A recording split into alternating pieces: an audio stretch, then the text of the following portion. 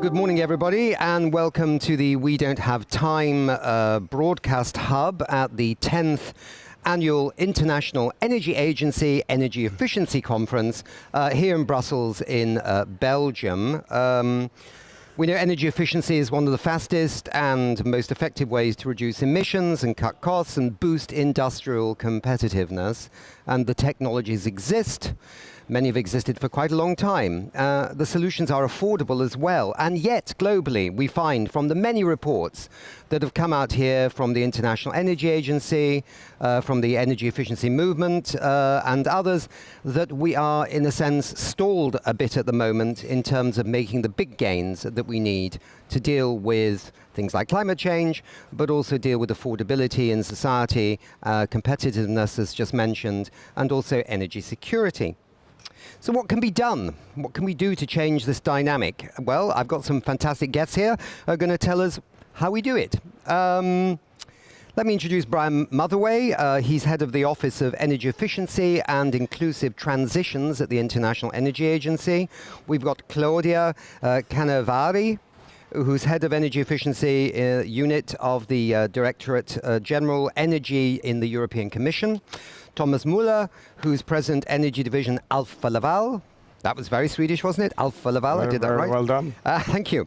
And Mike Umika, how do I say that properly? Perfect. Okay, who's Executive Director of the Energy Efficiency Movement. So welcome everybody. Brian, let's go to you first. This conference, why is this conference so important? The word is critical here. I don't think anything's critical, but why is it so significant? And why is it important? And what are you trying to achieve at this conference? Thanks, Nick. This is the 10th annual global conference we have run on energy efficiency. It's really the only high-level CEO, ministerial-level platform that is dedicated to energy efficiency. And as you know, the IEA works on so many technologies, topics, sectors in every part of the world, but this is the only subject we dedicate an annual global conference to. And that is because energy efficiency needs more attention. As you said, it has great potential. We know what it can achieve, but it's not going at the pace we need it to. And so 10 years ago, we established this conference and said, let's bring together people, let's really understand how we can accelerate global progress.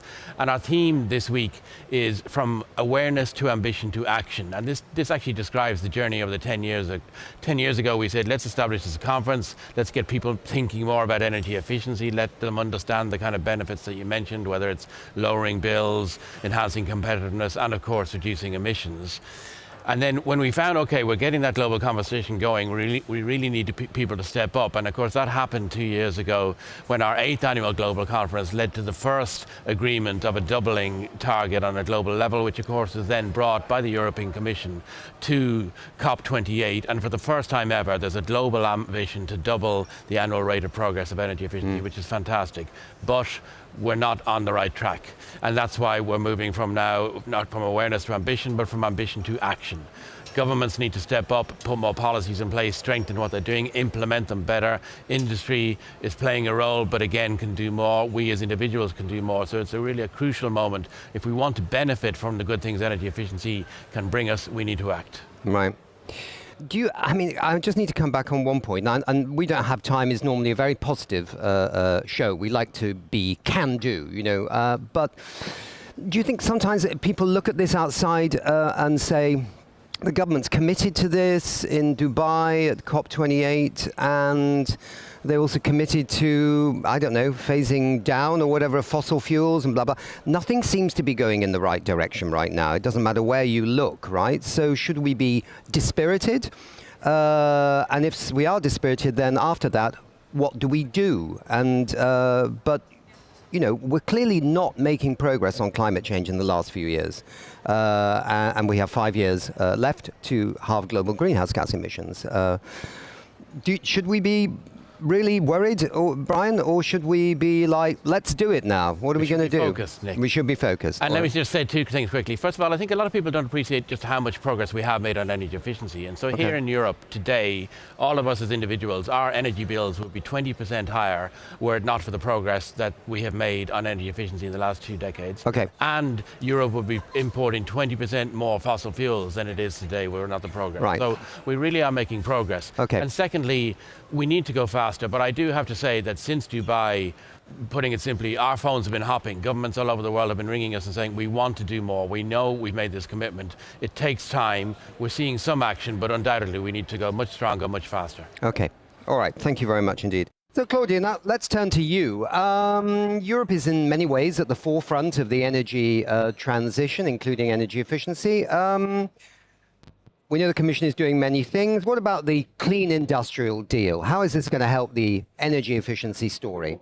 But the Clean Industrial Deal is very important. It recognized the key role of energy efficiency because it's basically giving Europe a competitive edge. And because of that, it is accompanied, when it was adopted, it is accompanied by an Affordable Energy Action Plan that includes various actions in order to bring forward energy efficiency, to increase the uptake of energy efficiency. And yesterday, Commissioner Jorgensen announced a 10-point plan.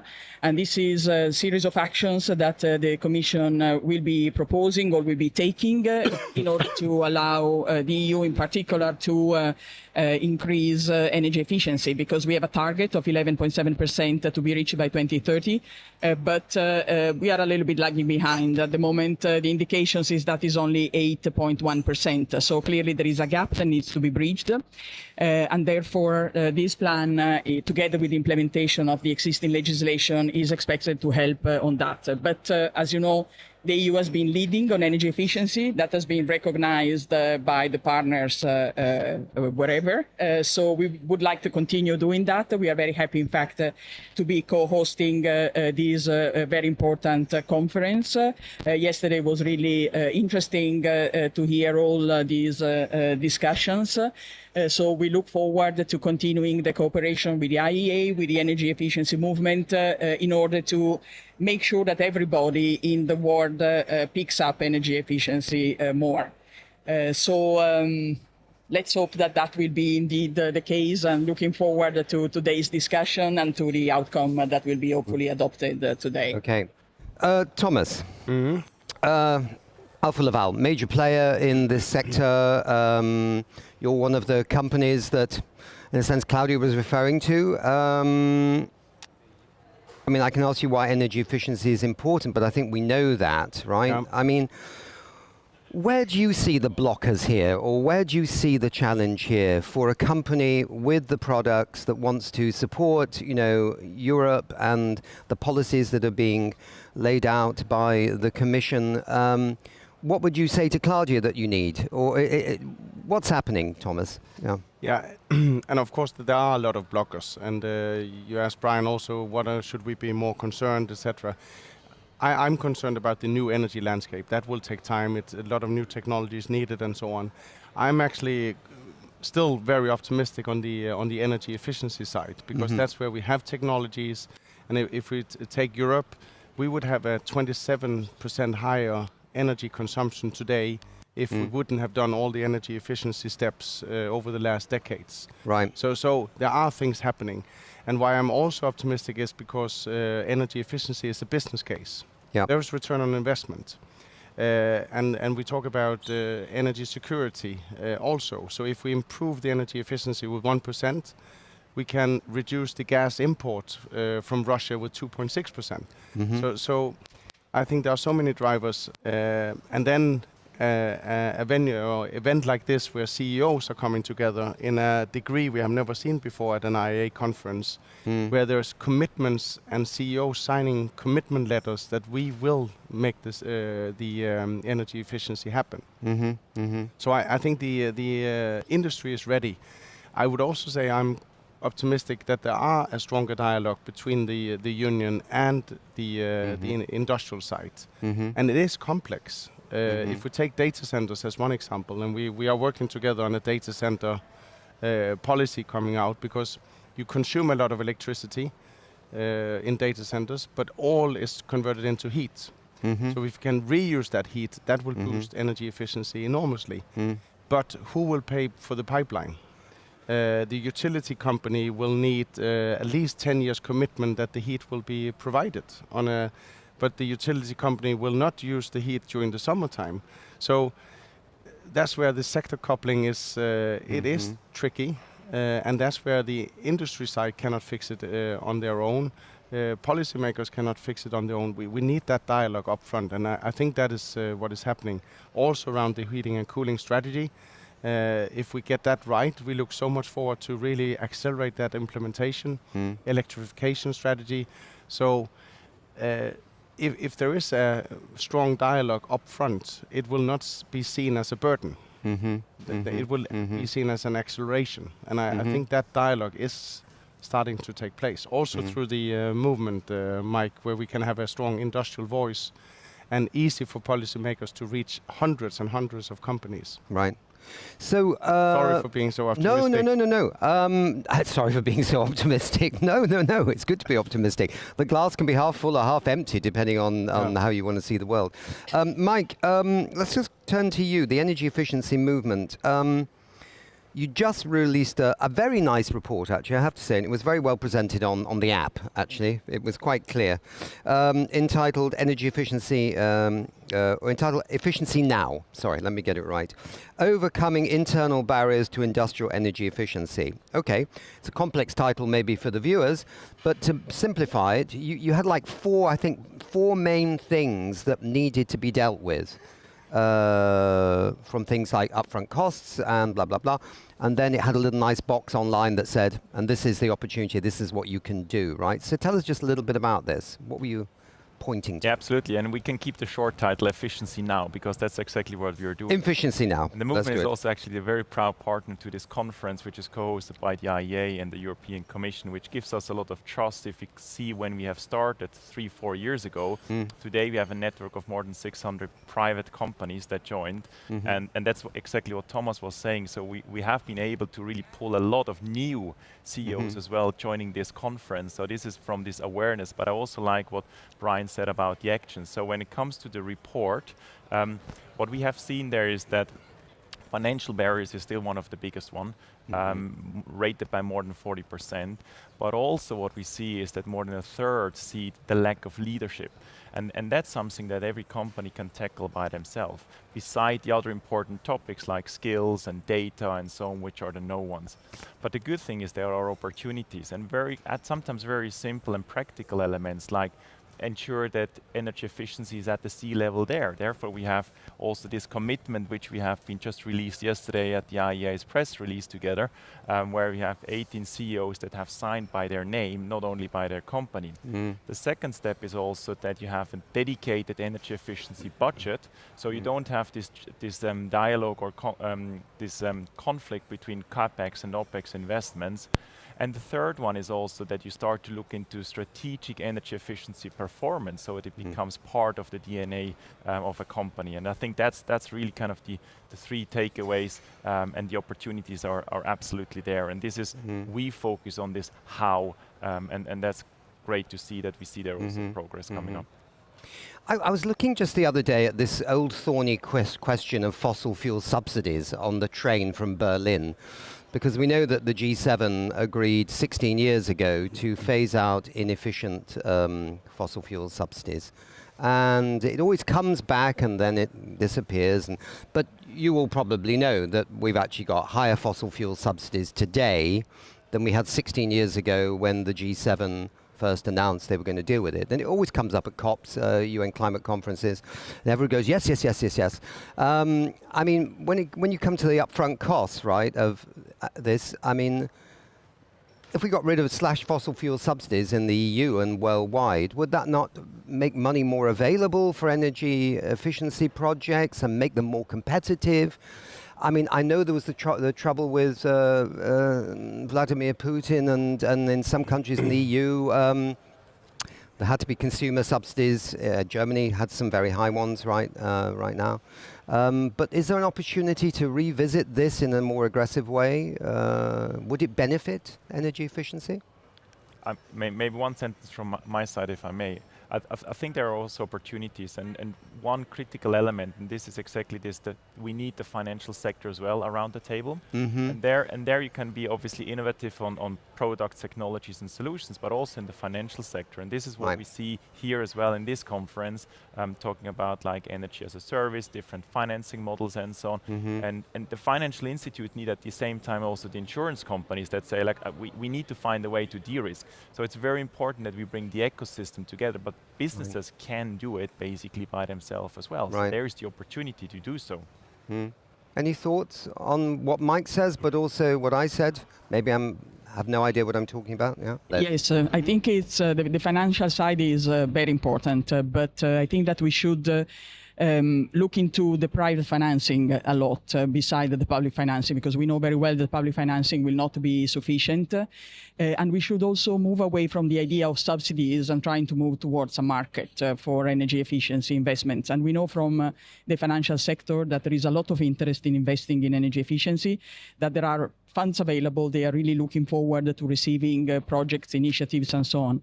And in the Commission, we tried to, let's say, address this issue by establishing a European Energy Efficiency Financing Coalition, which is now open also to industry. And that brings together member states, Commission, financial institutions, and, as I said, the industry, in order to try to identify bottlenecks that are still existing at member state level, to reach out more in order to get more financing for energy efficiency. So I think it's important to consider that the financing interest, or if in the interest of the financing world is there, is a question of let's say addressing the bottlenecks so that money can flow and reach the existing projects. So, but I think it's important to move from an idea of, let's say, public money, subsidies towards investment opportunities that financing institutions are ready to take up.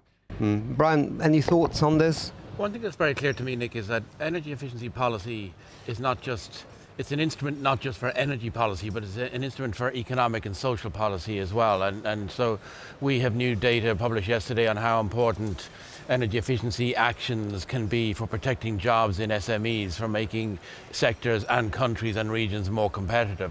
And equally, we had a very strong focus yesterday on energy affordability for households, which is a key social issue in terms of how do we allow people to be warm in the winter, cool in the summer, have access to modern services in an affordable way. And that's not the case in any region in the world today, where large numbers of people have real issues either with just basic access or with affordability.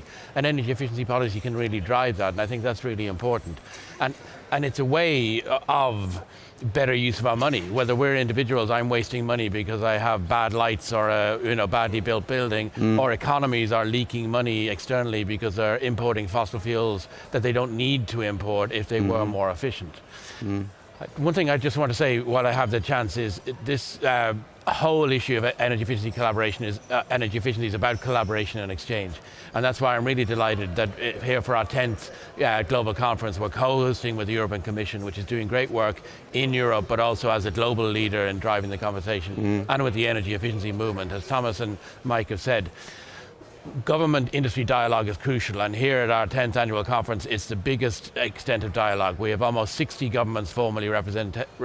We have nearly 50 CEOs and many other industry leaders. So we're really proud to be able to foster a dialogue, not just globally among the 100 countries that are in the room today, but between industry and government, between industry and industry, between government and government, because there are many good policies, technologies, solutions out there. If everybody looked at the best practice around the world today and we found that 10 best policies, if every country did those 10 policies, we would double overnight. The solutions are there, the technologies are being offered by industry, the best practice in policy is out there. We just need that concerted effort. Can I come just back on one last thing to you? I mean, we talk about competitiveness, and that can mean all kinds of different things.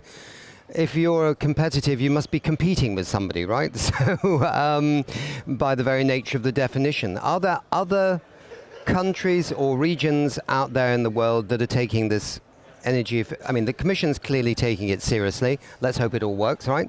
But what about China? I mean, they've been stunning in terms of renewable energy. Are they also moving fast on energy efficiency? China in the last decade has made the fastest annual progress in energy efficiency of anybody on the planet, but Right. from a low base. I still wouldn't describe it as a very efficient economy, and China has a lot of legacy large industry which is not that efficient. But of course China has different issues. For instance, here in Europe we face very high energy prices, and the amount of energy we use is crucial for all of us. Also within a sector, when you mentioned competing with somebody, when you look at the data about companies around the world making very similar things, like a bottle of milk or a brick or something, companies making almost exactly the same thing sometimes use 3 times as much energy to do so as a competitor. So the range is massive, and of course that means the opportunity is massive. The Right. opportunity to use less energy to protect those jobs in those less efficient firms. And that's why I say that energy efficiency is not just an energy policy instrument, but if I'm a minister and I want to protect jobs in SMEs, I want to keep those jobs on shore, I want to keep those factories open, energy efficiency is a really powerful tool. Right. Brian, I know you've got to go, so we'll say au revoir, arrivederci. Thanks very much for being here, and maybe we can just have just a few more minutes together, if that's all right. Thank you, Nick, and thanks again, colleagues. Thank you very Great, much. thank you. Thanks, Brian. Thomas. Yeah, so on, of course, we need to make financing more available. I would also still say that it is a business case. And it is a business case for the industry to drive energy efficiency as long as pollution costs. So if that's why the ETS is so important, European trade system. It's also why the CBAM is so important. What's the CBAM? Oh, the border control. Yeah. Because that will also be able to finance other initiatives, the new energy landscape, etc. But if pollution doesn't cost anything, then of course the business cases are gone. So then it's not even a financing issue, or even replacement of newer technologies will not even happen. You'll just pump it as long as you can. Right. So I think the business case is there, and as long as pollution has a cost to it. So that is important that stays. So you've got all these members now, mainly from the private sector. Do they echo, in a sense, what Thomas is saying? What is, or are they a very diverse group of companies with different priorities, or are you trying to bring together and prioritize the priorities, if I can put it that way, what they need? Obviously, we have 600 movers, so they are spread across the globe, roughly one third by the regions. Okay. And it's our goal is not to find this common denominator. Our goal is really to share the awareness on obviously energy efficiency, to foster the collaboration that also cross-sector collaboration can happen, what also Thomas mentioned earlier when it comes to the sector coupling, for example. But also at the same time that we share best practices and knowledges. One best practice can work in one industry, but it can also work in another, which is a bit more conservative, for example. However, we have been really able to, with the CEO commitment that has been released, to find also common nominators where they say, for example, hey, look, for us as businesses, energy efficiency first principle is key. It is a business case to move on. And we had also a very good and diverse dialogue with the commissioner earlier this week. But it is important to respect the different industries and also the practices that they have in. So it is a diverse topic, but that's even more important that we sit all around the table and discuss and move forward. Do you, I mean, going from here, right, we're here in Brussels, 2-day meeting of the International Energy Agency, very important for bringing people together, but then everyone goes home tomorrow. Well, actually today, everyone goes home. Is there another staging post on this journey? Is it the climate conference in Brazil, in Belém, or is there something in between, like the G7 or the G20? I mean, because there is always the danger that everyone's got competing priorities, right? And ministers, governments, etc. What do we do, Claudia?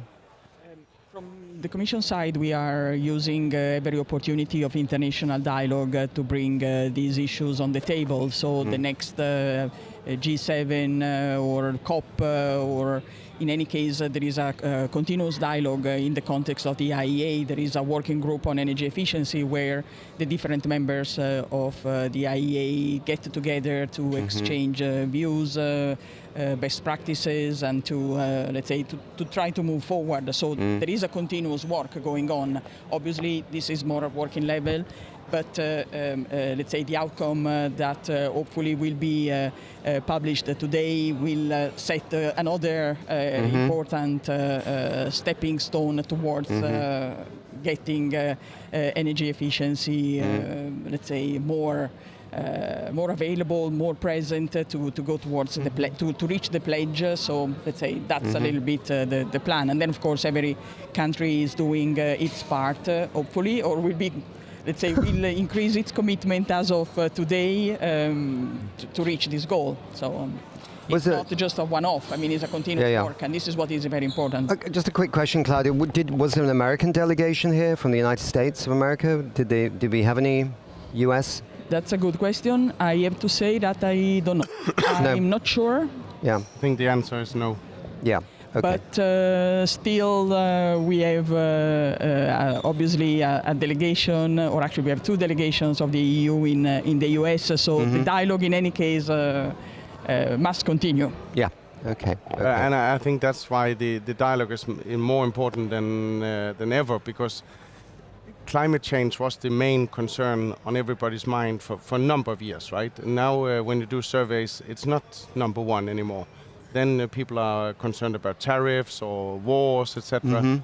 But the climate change is not taking a break. So we have to stay focused, and that's why it's so good to meet up and say we are still committed. We will still push through.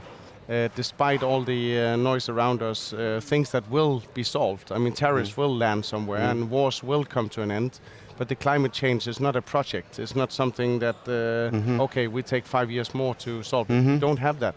So it's so important that we, even though if US is taking a pause, then we can't. And we need to talk more and across public and private and keep pushing. And it is not the first time that the US takes a pause as regards climate change. So it's not the first time. I mean, the old President Bush signed the UN Framework Convention on Climate Change. Young President Bush cancelled the Kyoto Protocol for the United States because it was going to threaten American business. Then we had Clinton, Obama, things got a bit better. Then we have Trump, then we had Biden, then we have Trump again. And so, yeah, it's always been a bit of schizophrenia in the United States about international commitments on all kinds of things. How will we gauge the success of this meeting? And I suppose this is the last question. There are targets and timetables for the European Union. 2030, how will we look back on the last 5 years from here? Or hopefully, how will we look back? What will we see as a landscape, say, in the European Union in terms of energy efficiency? Will we be a far more energy efficient EU? Do you feel that's possible? You like to take it first from the EU?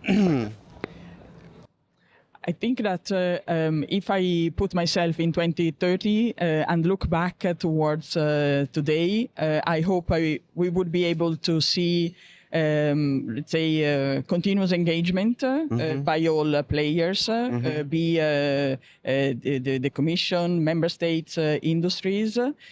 As I mentioned before, we have a 10-point plan that the Commissioner launched yesterday, and hopefully this plan will allow the EU to reach its 11.7% target by 2030. Yeah. And what is also very important to underline is that by reaching this target, the EU will also deliver on its commitment on the global pledge. So it is a kind of, this will be sufficient also in that respect. So I hope that we will see that whatever has been put on the table has been successful. And then, of course, there is the future, because 2030 is one step, and then there is the 2050. So I hope that by 2030 there will be a policy for 2040 in order to reach the 2050 target. So, and I hope it will be an ambitious one. Reminding everybody that the science says if we can halve our emissions by 2030, then we have a 50-50 chance of hitting net zero in 2050. And I gentlemen, yes. I think if we talk about Europe specifically, I mean, we have been having the Green Deal that was very much climate change driven. Now we have the whole energy security, that we are buying energy from our enemies, and we have the competitiveness challenge. So we have, instead of one factor, we have three factors driving energy efficiency, because energy efficiency can help all three. So if it was difficult with climate change only, Now we have a triple reason. So, especially in Europe. Yes, there's a lot more driving forces. Yeah. Mike, do you have a comment on this? It might be easier in a way because it is killing different birds with one stone. So there might be Exactly. more That's true. reasons. So instead of saying, oh, only climate, but here is about competitiveness, about social benefits, about affordability. Good thing we've got no bird experts here today. They might. No, but that's a very good phrase. Sorry, Mike. Yeah, any thoughts on this? No, absolutely. I mean, I hope that we have then also the 15th IEA conference, and we have even more private sector, more public officials as well that really are say and look backwards and say, yes, this is what we have achieved. Yes, we have included this in our in our country strategy, but also having it included in the company strategies as well. So making efficiency, energy efficiency as an opportunity, as a strategic opportunity to drive the competitiveness, for example, and not seeing it as a cost burden, and that we really can look forward and look backward and say, yes, with what we started here, also from a movement perspective, that we have been able to contribute on the how of the energy efficiency. So it's not going to be easy. It's a complex topic, an ecosystem of actions across many actors, but there are extra driving forces at work, and there is a sense of interesting policy coming out of the Commission and more companies joining your movement, for example. So let's be optimistic, okay? We can do it. We can do it. We can do it. Absolutely. Exactly. So the takeaways, one of the main ones for the private and public sector to work together to simplify policy, make it reliable and stable in the long term. For public, private sector, financial institutions, insurance companies to make energy efficiency business cases more visible. The call to action is for every sector across the value chain to make energy efficiency more visible.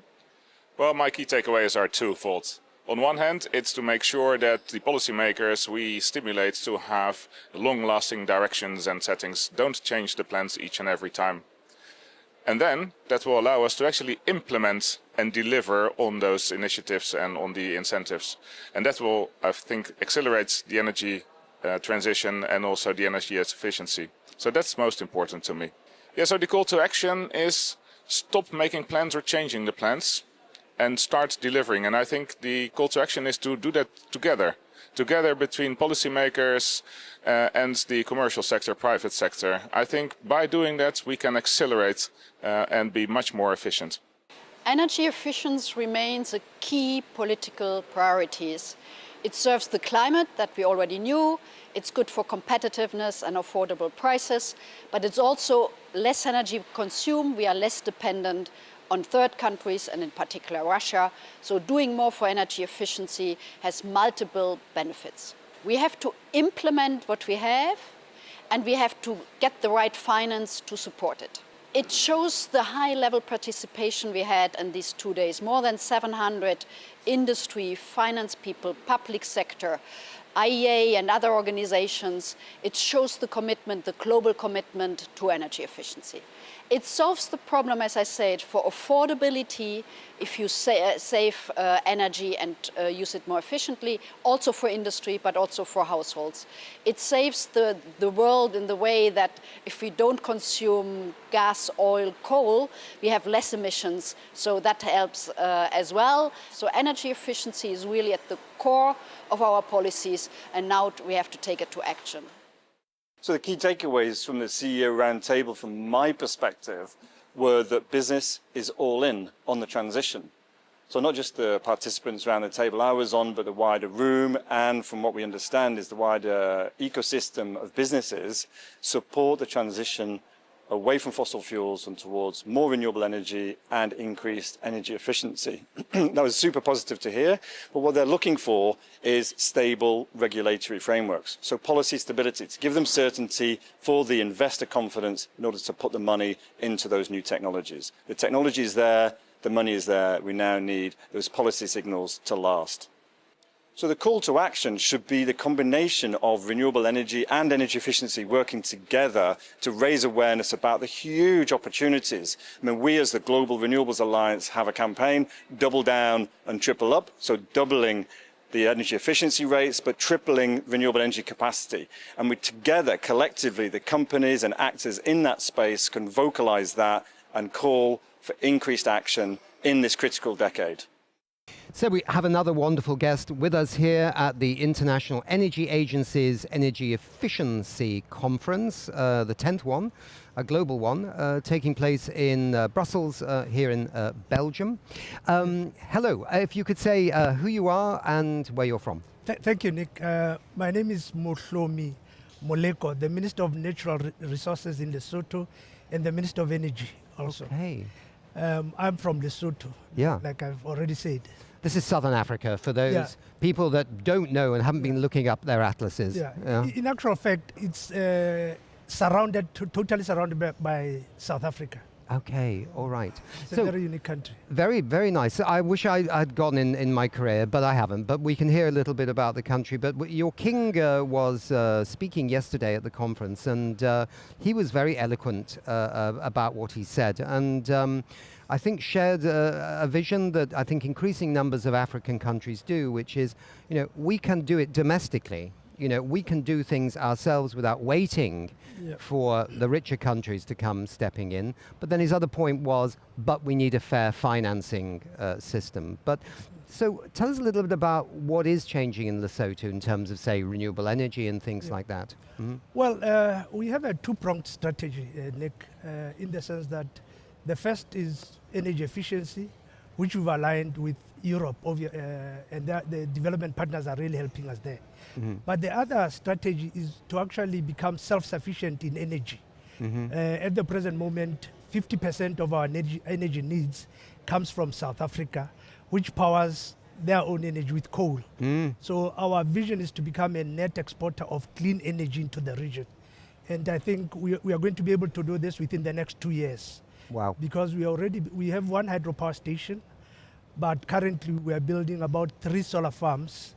And we also have a Belgian company, by the way, that's going to be called Hirundu. That's going to be doing a 60 megawatt wind farm. Mm-hmm. So within the next 2 years, we'll become a net exporter of clean energy into the region.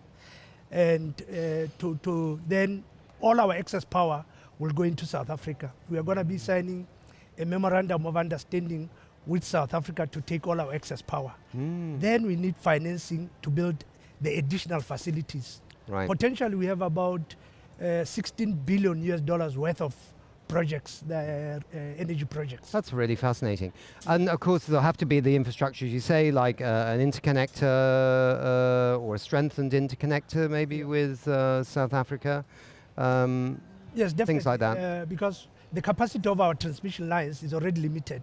Yeah. So we have to build new transmission lines into South Africa.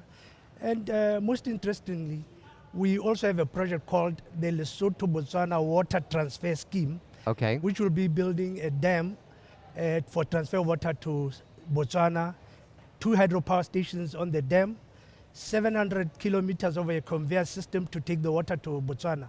But obviously, it cuts through South Africa. Mm-hmm. Then we'll be building, giving the South African towns water. Uh-huh. But obviously, once we are known as the water tower of the region. Mm-hmm. We occupy 3% of the Orange Sinku river water basin, which comprises Botswana, Namibia, South Africa, and Lesotho. Mm-hmm. But we produce 40% of the water.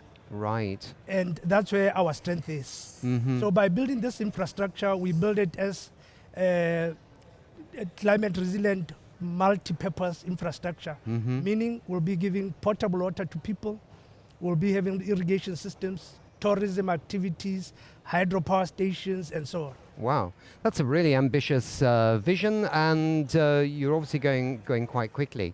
So you have domestic finance for this, but you have some external finance from partners in Europe, for example, governments. Such as the European Investment Bank, the African Development Bank, World Bank, they're all there.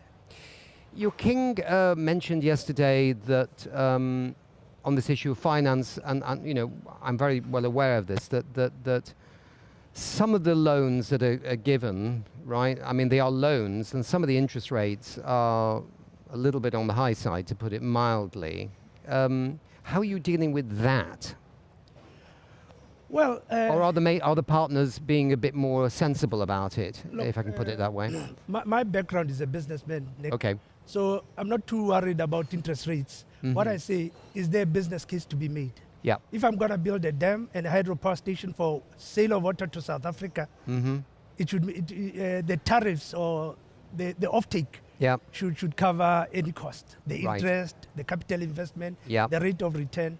So I think it's more when talking to the development partners, that's when we can talk about them lowering interest rates, because we know there are other countries that they give lower interest rates. But when we talk to private business, maybe when we want say triple P arrangements, public-private partnerships.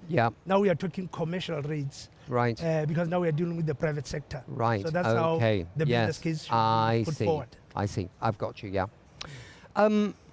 Climate change in Lesotho. Are you seeing impacts? Yeah. Well, you sometimes get lots of rains. You get floods at one point in time, and since our biggest resource is water, we have a wonderful project with the European Union and the German government. The project is called Renoka. We are a river, where we are trying to protect the wetlands, to rehabilitate soil degradation, protect the rangelands and so on. So it's a really wonderful project, but we need more financing into it. Right. Because we say you cannot be building all this infrastructure, calling yourself the water tower of the region, but not protecting that source of land, or the source of the resource, the water. Like I said, we probably give 40% of the water of the region, despite the fact that we occupy 3% of the land. Yeah. No, I mean, I lived in Kenya for some years, and it was quite fascinating to see that, I mean, their main water tower is called the Mau Forest Complex, and there'd been so much deforestation in that forested region there that it had led to literally the drying up of the hydropower systems and lack of water to the Masai Mara, so that was impacting tourism. I mean, people don't want to go on holiday and see dead lions and elephants and things like that. And then a restoration of this started, and they started seeing the water come back. And before, I think the government hadn't quite seen the case for this, but once you actually see, it's actually an economic case to manage the nature, because you need the water, right, for all these things that you want to do. Hence why I'm concerned. I'm saying we need more investment in that, because I can see we're building this massive infrastructure, the bridges, the access roads, the hotels, but the water, which is the source, we are not protecting it enough. So I believe that even the countries around the region, because they get benefit of that water, should put money into that project, make it bigger so that we protect the water. Will you be going to the next UN climate conference in Belém in Brazil, COP30? I'm planning to. I'm planning to go. I think it's very important. You'll be part of the African delegation, but also representing Lesotho, presumably. Do you think there are common grounds here between the African countries, what they want to see from these climate conferences? I think now African countries are starting to align in almost everything. They realize that for Africa to develop, you now have to open up the continent. Whether in terms of telecommunications, for instance, why should we have about 54 calling codes, not one? Yes, right. Open up the rail networks, the road networks, then just be aligned. And I think it's happening. Manage our resources in a similar manner. So I mean, even in terms of climate change, we know the challenge that we really need investment in that. So because we are getting the most impact, of climate change, but we are not the most industrialized.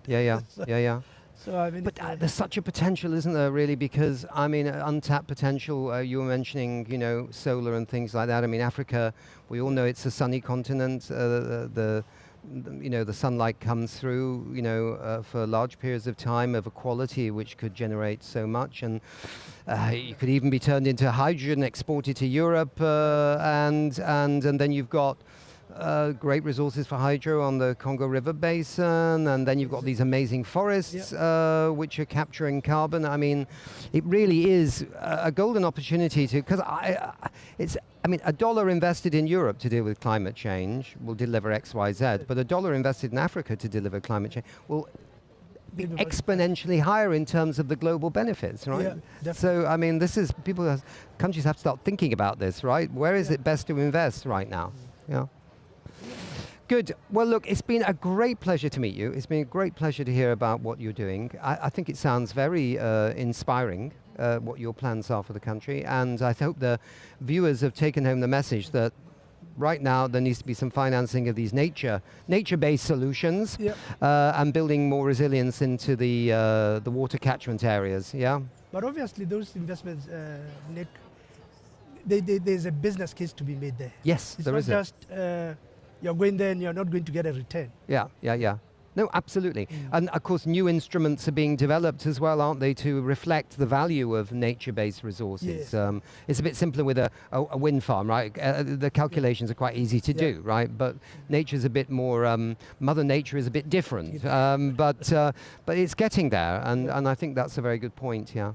Thank you very much indeed for being with us. For inviting me. Yeah, and we don't have time. That's great. And hope to see you in Belém in Brazil later in the year. Thank you. So we have another great guest here at the International Energy Agency Energy Efficiency Conference taking place in Brussels, in Belgium. If you could say who you are and who you're representing. Well, thank you very much. I'm Adelaide Matanyane. I am Minister of Finance from the Kingdom of Lesotho. I am on His Majesty the King delegation to this wonderful conference. Okay, all Thank right. you. That's fantastic. So nice to hear from you. Lesotho in southern Africa, Correct. also a wonderful mountainous part as well. Very special country. Your king was very good, I thought, yesterday, and very eloquent. I know that you are, as a nation, obviously taking your future into your own hands. And not waiting for others, in a sense, by building renewable energy and hydroelectricity expansion, and I think selling electricity is the plan, green electricity to South Africa, whilst covering your domestic needs. But talk a little bit about the finance challenge, financing projects. What are the challenges here? Well, you're right in that Lesotho in particular has abundant resources from which it can generate renewable energy. One such resource is water, and that puts us in a unique position in the Southern African region. We do have the sun, of course, and the wind. I would say the water is one of the most valued resources for us. The mountains, of course, that high elevation also puts us in a position where we have great winds and potential for raising or generating electricity from wind. However, as a small country, our fiscus is not that strong. Not only that, we are looking into the private sector, leveraging on the private sector. It's not everything that can be done by governments. So we want private sector players to come in. Again, it's about the scale of the country, the scale at which we want to patch ourselves. So when it comes to financing, the private sector has to raise that financing. But it is about also the return on investment for the projects that we are talking about. So as a small country, we are not able to at least raise funding in the speed with which we need, sufficient funding, let me say, to be able to invest in those in projects. But we are looking to the private sector, both local and foreign, to come into the country.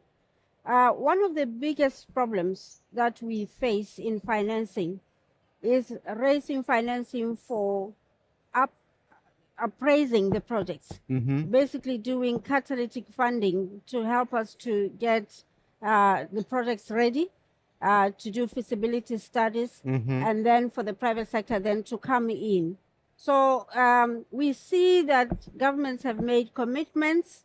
There's a lot of funding that comes out from this global climate response programs, but it's very hard to get through to actually get very clearly the procedures and the guidelines to get to that funding. It's not as forthcoming as it is touted. Too much red tape. There's too much red tape in there. I think more especially for African countries and smaller countries that are perceived to be risky, risky investment areas. But to that, I also say that, this, when you look at a country, don't look at it as a small country. Look at the potential that it has. As small as it is, it's got so much potential to give so much more. Yeah. And to that, I think it is good for investors. It is good for investors to come in to invest in our countries. And it is something that you are looking for. Partnerships. Right. Partnership with the private sector, partnerships with the public sectors, partnerships with everybody that wants to invest. So if I understand correctly, the private investor wants the project pretty much defined. Yes. So then they can make their assessment whether to come in or not. That's usually the case. And so the beginning of it probably needs some sort of partnership between the Lesotho government and the World Bank or the African Development Bank or the European Development Bank. It needs that public purse for the catalytic beginning of the project to get it to a point at which the private investor goes, okay, this is a bankable project. Yes. We can move on this. Yes. Yeah. Okay. Correct. I mean, as a government, we are the ones who are responsible for the development of the country. So any private sector player would like to come in onto an investment that they know for sure that there's return for investment in it. And if I'm to showcase myself, one of the things that is my responsibility is to actually take on and do the studies that will convince the private sector that these are bankable projects, these are projects that they can get return on. And I think once you've done that and it's there on paper, it's very easy for the private sector to take on the investments. So this is where sometimes for smaller countries and for African countries in general, it's very difficult to get sufficient funding, especially for large projects. Yeah. So what do you do then, Minister? I mean, so you need that early intervention financially from perhaps these multilateral development banks. Does that mean you have to keep going to Washington or up to Addis, or how does it work? And can a climate conference like the one coming in Brazil give you a chance to bang into people and say, we need your support now? Well, there are many ways. We are partners with the likes of the African Development Bank and many other multilateral development banks, as well as financial institutions. Many of them have different facilities under which we get funding. Right. Mostly this is concessional funding. So we are talking to them, and we are making advances in that regard. What is, I think, a challenge is the scale of funding. It's just not enough for the size of the projects that we want to undertake. But we are also talking to private sector for public partnerships.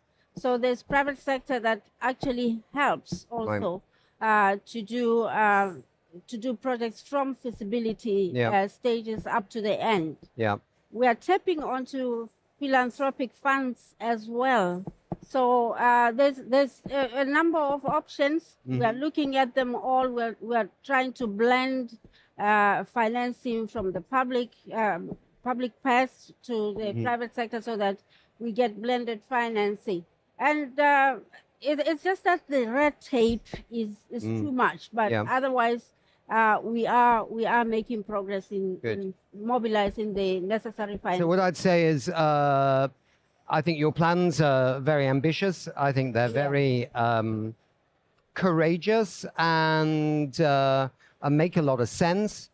And I hope that there are viewers on the show from some of those banks and others that could step in and really back you there. I think you're obviously going to make progress no matter what, but the level of progress will be determined to an extent about reasonable, sensible finance to get these projects off the ground. Yeah? Indeed, we're making progress. Yeah. It's just not fast enough. Yeah. There's no I time. understand. We have to move. We don't have time. That's the name of our show. Everybody is saying the time is now. We have to move. Yeah. So it just takes a little extra effort to mobilize funds, but we believe we will get there. Okay. Yes. Thank you very much for Thank you very being much. on We Don't Have Time TV, and best of luck with your work. Thank you. Thanks for having me. Thank you. Thank you. So another wonderful guest here at the International Energy Agency Energy Efficiency Conference taking place here in Brussels in Belgium. I have with me, let me get my glasses on then I can read, Jose La Logia. Yes. Is that okay? La Logia is fine. Okay, you know, the British are really good at mangling everybody's names. But you are the CEO of the Europe, Middle East and African part of Train Technologies. That's right. Okay, Jose, just for the audience, what is Train Technologies? What do you do? So yes, we can clear that Train up. Technologies is a climate innovator. So we build the equipment to heat and cool buildings, and also transport refrigerated goods. And we have always, our business is all about innovating for efficiency and energy recovery. Okay. So we're here at the IEA, and there have been a lot of reports coming out from the International Energy Agency and also from something called the Energy Efficiency Movement. Yes. Seems that the world generally, including Europe, is a bit stalled on, gains in energy efficiency in the last few years. What are you seeing across your business? Is still an enthusiasm for... I think there's always been an enthusiasm from businesses to reduce their carbon footprint and to reduce their, let's say, operating costs. So if we can develop innovative solutions that can reduce the operating costs of our customers, then there's always an enthusiasm for that. Right. So we try to link both things. We never create business plans based on subsidies or some sort of grants, things like that. We always innovate around trying to improve the energy efficiencies of customers so that they get a payback for the solutions they buy from us. Right. Very interesting. So, energy efficiency, is absolutely critical, along with obviously renewable energies if we're going to decarbonize, and also using less fuel in certain places. That's quite handy, like Europe, if you were dependent on gas coming from a more northerly country. Yes. One can see all the benefits, etc. But the story is always evolving, isn't it? And one of the big challenges we have right now is that with artificial intelligence and other things like that, demand for energy, particularly in data centers, is changing the landscape a bit. Yes. How are you responding to that in terms of innovation? Yeah, so there's two. I think when we look at the AI revolution or data centers in particular, there is more energy being used. And I think a lot of people are sort of gravitating to the fact that this is going to be an issue because we need to create all this new energy, which is, and energy can be created from renewable sources, but can also be created from, let's say, fossil fuel sources. But I think the most important thing, and where our company plays in this space and can deliver, let's say, solutions in this space is that we need to first of all stop wasting energy, okay? And we can talk about all the solutions we have to avoid using energy in the first place, especially in the heating and cooling of buildings, because buildings are about 40% of the energy we use, and there are a lot of, let's say, things that can be done in the built environment, especially around what we call thermal management systems to combine heating and cooling and save a lot of energy. And then if we think about data centers in particular, the data centers need cooling, and with the advent of the newer technology in data centers, we see the water temperature required to cool those data centers continues to increase, which leads to the ability to innovate around what we call free cooling technologies, which even though there is going to be a lot more data centers, if they can be free cooled or partially free cooled depending on the time of the year, then the overall energy use will be lower than what it is for existing data centers today. Right. Let's say less modern data centers. Yeah. You were saying just before that that kind of the data centers that we might be seeing now coming in, they're cooled with water, and you end up with water getting to, say, 40 degrees centigrade. You have to do something with it. Yeah, well, most, if we think about the data centers in the AI space, they require much warmer water temperatures to cool the chips within these data centers, usually in the, let's say, 40 degree to 30 degree range. So degrees C, as you mentioned. So if the data center needs 30 degree water and the water comes out of the data center at 40 degrees, then the trick is to innovate around how we're going to make the water go from 40 degrees to 30 degrees in the most efficient manner. And one of those things is to do as much free cooling as possible. So the concept of free cooling is really to take the, let's say, the coolness out of the air, the ambient air, to cool the water that goes back into the data center. So if you have data centers which are in northern climates, like let's call it Northern Europe, like UK or Northern Germany, Northern France, the Scandinavian countries, Ireland, it's very rare that you see a day over 30 degrees in these climates. So we've developed what we call dry cooler in Train, where we take the water comes back from these data centers, it goes through our dry coolers, and all that happens in this dry cooler is that the water goes through what we call these heat exchangers, and we blow the cold ambient air through these heat exchangers, which cools the water back down, and then they go back into the data center. And the energy used there is really only the energy of the fans, which is very low compared to mechanical cooling systems of the past. Right. And in hotter climates, you'd have to do something different. In hotter climates, we would do different things. We would then have more mechanical cooling strategies. But even in hotter climates, you know, it's not, if we think about Spain or Southern Europe or even the Middle East, there are still times of the year where you can get free cooling, but not as much. But the key is to really integrate these free cooling technologies with the mechanical cooling, or what we call chillers, and have them all operating in unison with sophisticated controls to get the most out of it. I'll give you an example. We had a customer in Australia who we had sold them in the past mechanical cooling equipment for more traditional data centers, and usually that type of equipment had a coefficient of performance, what we call a COP of 6, meaning that for every unit of energy we put into this cooling system, we get 6 units of cooling out of it. This particular customer now was evolving into making AI data centers for some of the big internet companies, and they came to us and said, look, the water temperatures we need now are much higher than what they were in the past, and we were able to innovate with them this dry cooler chiller combination and the controls that go with that, and we developed equipment with a COP, or a coefficient of performance, of 10 for them, right? So we went from 6 to 10. So this is how you can improve energy efficiency in the data center space.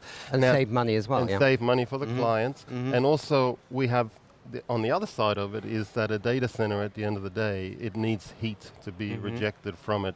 So we have seen some of our customers ask for, can we take this heat and use it for something else? So we had a great example of a customer in the Netherlands, a very forward-thinking customer, who worked with the local municipality to say what can we do with this heat that we're rejecting to the atmosphere, because heat rejected to the atmosphere it's waste. It's isn't waste. It? Yeah. And if it was like an emission, like from a tailpipe of a car, it would be where it's very regulated. It's all regulated, but nobody thinks of heat rejection as something that needs to be regulated. But you can think of it as a thermal pollution, right? So this customer, as I said, they worked with the municipalities, they worked with us, and all of us together, we created a system there where we take the heat from the data center. There was a gymnasium and a school in close proximity, and we take that heat and we heat the gymnasium and we heat the school, and so basically those two locations, they save 400,000 tons of CO2 a year now because That's of amazing. Yes. So is that something that, because you cover Europe, the Middle East, and Africa, different countries, different locations, different weather systems, and all that. But because you've got this good network of experience with many, many customers, you can say, well, actually, you could do this, by the way. The Netherlands thing could be applied somewhere else, for example. Of course. Or well, that's the power of our business. Our business is, we make equipment, but we don't sell through independent distributors or things like that. We sell directly to customers. So we have a highly engineered sales force that goes out and calls on customers, because every building is different and every application is different. And we work with those customers in unison to share with them what our innovations are and what other customers have done, and to maximize their energy efficiency. We had somebody on from Signify, Philips Lighting, as it used to be called, and he said something I'd never really thought about, that in retrofitting buildings in Europe, you have an opportunity. It's not just putting the equipment in, you have a chance to change the dynamics of a space, in a sense. So you can maximize, for example, how far the lighting spreads in a room. Yes. There might be a wall there that you don't need or something, or there might be, and I never really thought about that, because I always think about retrofitting buildings for energy efficiency and for green energy as a kind of, or you just put the equipment in and that's it.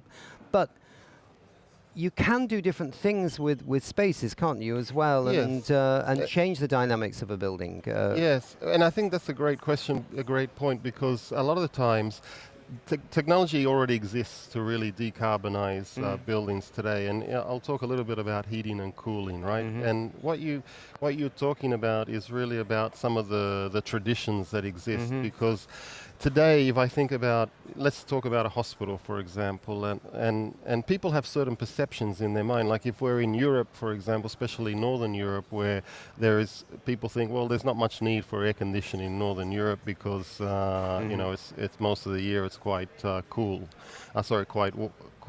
Cool, so you don't need air conditioning. But all buildings, if you think about commercial buildings, like I mentioned, the hospital, they will need some sort of cooling, because in a hospital you need some cooling maybe a little bit of the year for the comfort of the people there. But if you think about the processes within the hospital, like the MRI scanners, they need to be cooled. Some of the equipment, operating theaters, vaccines, they all need to be cooled. And also all hospitals, they need heating. So you need to heat for comfort heating, but you also need to do disinfection, all that sort of thing. So what traditionally happens in buildings is that the heating and cooling systems have been seen in silos. So you have a cooling system, there's a whole bunch of let's say designers, mechanical contractors, and construction people that are used to building cooling systems for the last 50 to 100 years in a certain way, and they do that. And then on the heating silo, there's a heating silo where there's again a whole ecosystem of people who have been developing heating systems for hundreds of years, because the technology is a little bit older, and they don't work together, they don't cross. So you have sometimes a really, and it's happening in many buildings, it's really an absurd situation where you have a cooling system which is using electricity, and it's rejecting the heat to the atmosphere, like we discussed with the data center. And then you have a heating system which is like 90% of the time is fossil fuel based, burning a fossil fuel to create heat, which is a really, if you think about it, why do we do that? The same resource going out the other end of the building. So you could use that and bring it around again. Bring it around. So this is where we innovated this thermal system thing, where we say, let's look at the heating and cooling a building in a combined way. So we're going to, and we produce equipment that can produce hot and cold water simultaneously. And then, and these systems can be 300 to 400% more efficient than looking at these things separately. So, but why aren't, and so we're as a company are pushing the adoption of such technologies, but sometimes, people ask me, well, why isn't every building being done that way? And it's not because the technology is more expensive or the technology is not there or doesn't work in some locations, because it can work in every location. It's about mindsets, isn't it? It's about mindsets and traditions, because if I'm a designer or an engineer who's always designed cooling systems, and I'm a designer who's always designed heating systems, I'm going to do what I'm usually used to doing, because there's less risk. And our job is really to change that mindset. That thinking, yeah. Yeah. We're going to have to end it there, because we've actually gone well over time. Okay, but it was sorry. a good chat and very interesting. And Thank you. happy to hear more about Trane Technologies going forward, because those were quite interesting insights into how you can do things differently. I appreciate your time. Thank you. Thank you very much indeed. Well, my key takeaways are actually that energy efficiency should be implemented both in new build, in renovation and upgrading, and in pure retrofit. And often you have to bring the perspective from the new build and the upgrading together to really see the long-term business case. Well, the call for action is to stick to this now, increase the pace, and increase the awareness around the topic of energy efficiency. My takeaways from the CEO roundtables are actually threefold. Number one is actually stability. We need stability in the political framework so that we can drive long-term investments over the CapEx cycle. Second is around awareness. Still, basically, it's not to everybody clear that technology to drive energy efficiency is not a distant breakthrough, but it's already there as we speak. And third, it's actually great business case. It's not only driving basic climate agenda, but it's actually a real competitive advantage for industry. Technology is there. Let's embrace it and apply. Let's act with urgency and lead with purpose. So we have another wonderful guest with us here in Brussels, where the International Energy Agency are having their 10th Global Conference on Energy Efficiency. So let me turn to our new wonderful guest. It's Sebastian Carneiro. He's the CEO of Solus Capital. Before we just go into the question, just briefly for the viewers, what is Solus Capital? What do you do? Well, Solus Capital is an investment management firm with an exclusive focus on providing project finance solutions to energy efficiency projects. So essentially, we are financing projects needed to decarbonize our buildings and industry. Okay. And is it both renewable energy and energy efficiency, or are you focused on energy efficiency? Yes, it's also renewable energy generation, but in the context of self-consumption for buildings. Okay. And we've partnered with the European Investment Bank and are also backed by the European Commission, and have now built the largest investment team in Europe dedicated to energy efficiency project finance. Okay, very interesting. All right. So we have it's actually two questions trapped in one paragraph. And the first, I suppose, question is, what is your takeaway message from the CEO roundtable?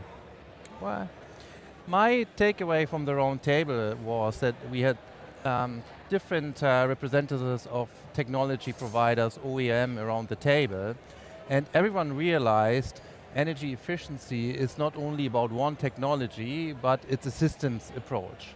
So you really need to work together to deliver energy savings. And I've been now over a decade in energy efficiency finance, and I encounter continuously, I would say, three major barriers in the sector why energy efficiency is not implemented. And it's a lack of resources, and it's a lack of know-how, and it's a lack of available funding. And this is especially relevant for the SME sector. SMEs account for 99% of Europe's businesses. Small and medium-sized enterprises. Exactly, yeah. 2/3 of Europe's workforce. It's very relevant for the public sector and also for private building owners. You might know that buildings account for 40% of our energy use and are responsible for 1/3 of our emissions. So we must find scalable solutions to reach our climate and energy security goals.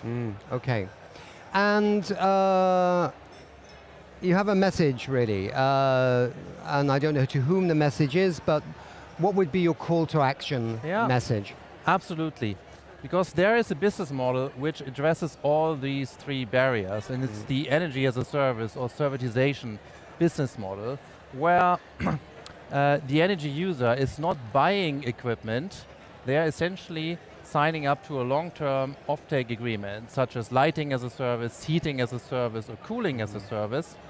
And in this business model, the energy service company assumes the operational risks, they bring the financing, and they guarantee long-term performance. So especially the higher upfront cost barrier is removed with this model, and it delivers immediate savings for the energy user and strengthens our decarbonization goals. Right. So to me, it's an obvious one that policy need to recognize the importance of energy service business models. So it must be embedded in coherent policy. Secondly, the public sector must lead by example.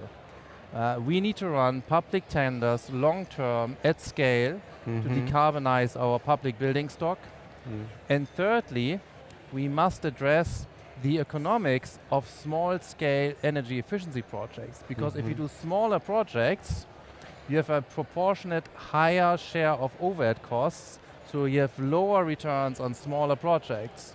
So we must incentivize the energy service companies doing smaller projects, either through white certificates or direct fiscal incentives. And by that you can really scale this critical market, which is otherwise not served. So in other words, if I want to get my management company in the big house that I live in Berlin to install more energy efficient heating systems, it's not that I need to buy the energy heating system, it's that the company that makes them, or the energy service provider, installs it, and the cost is not really passed on to the building owner. They just get the benefits of a good quality energy efficient heating system. Yeah, exactly. So the costs are distributed over time. Yeah. And because you save on your energy bill and your savings are higher than the service costs you save from day one. Exactly. And you know, the technologies are there, they are proven, the finance is available. What's missing is a coherent policy framework which will enable to bridge the energy efficiency funding gap.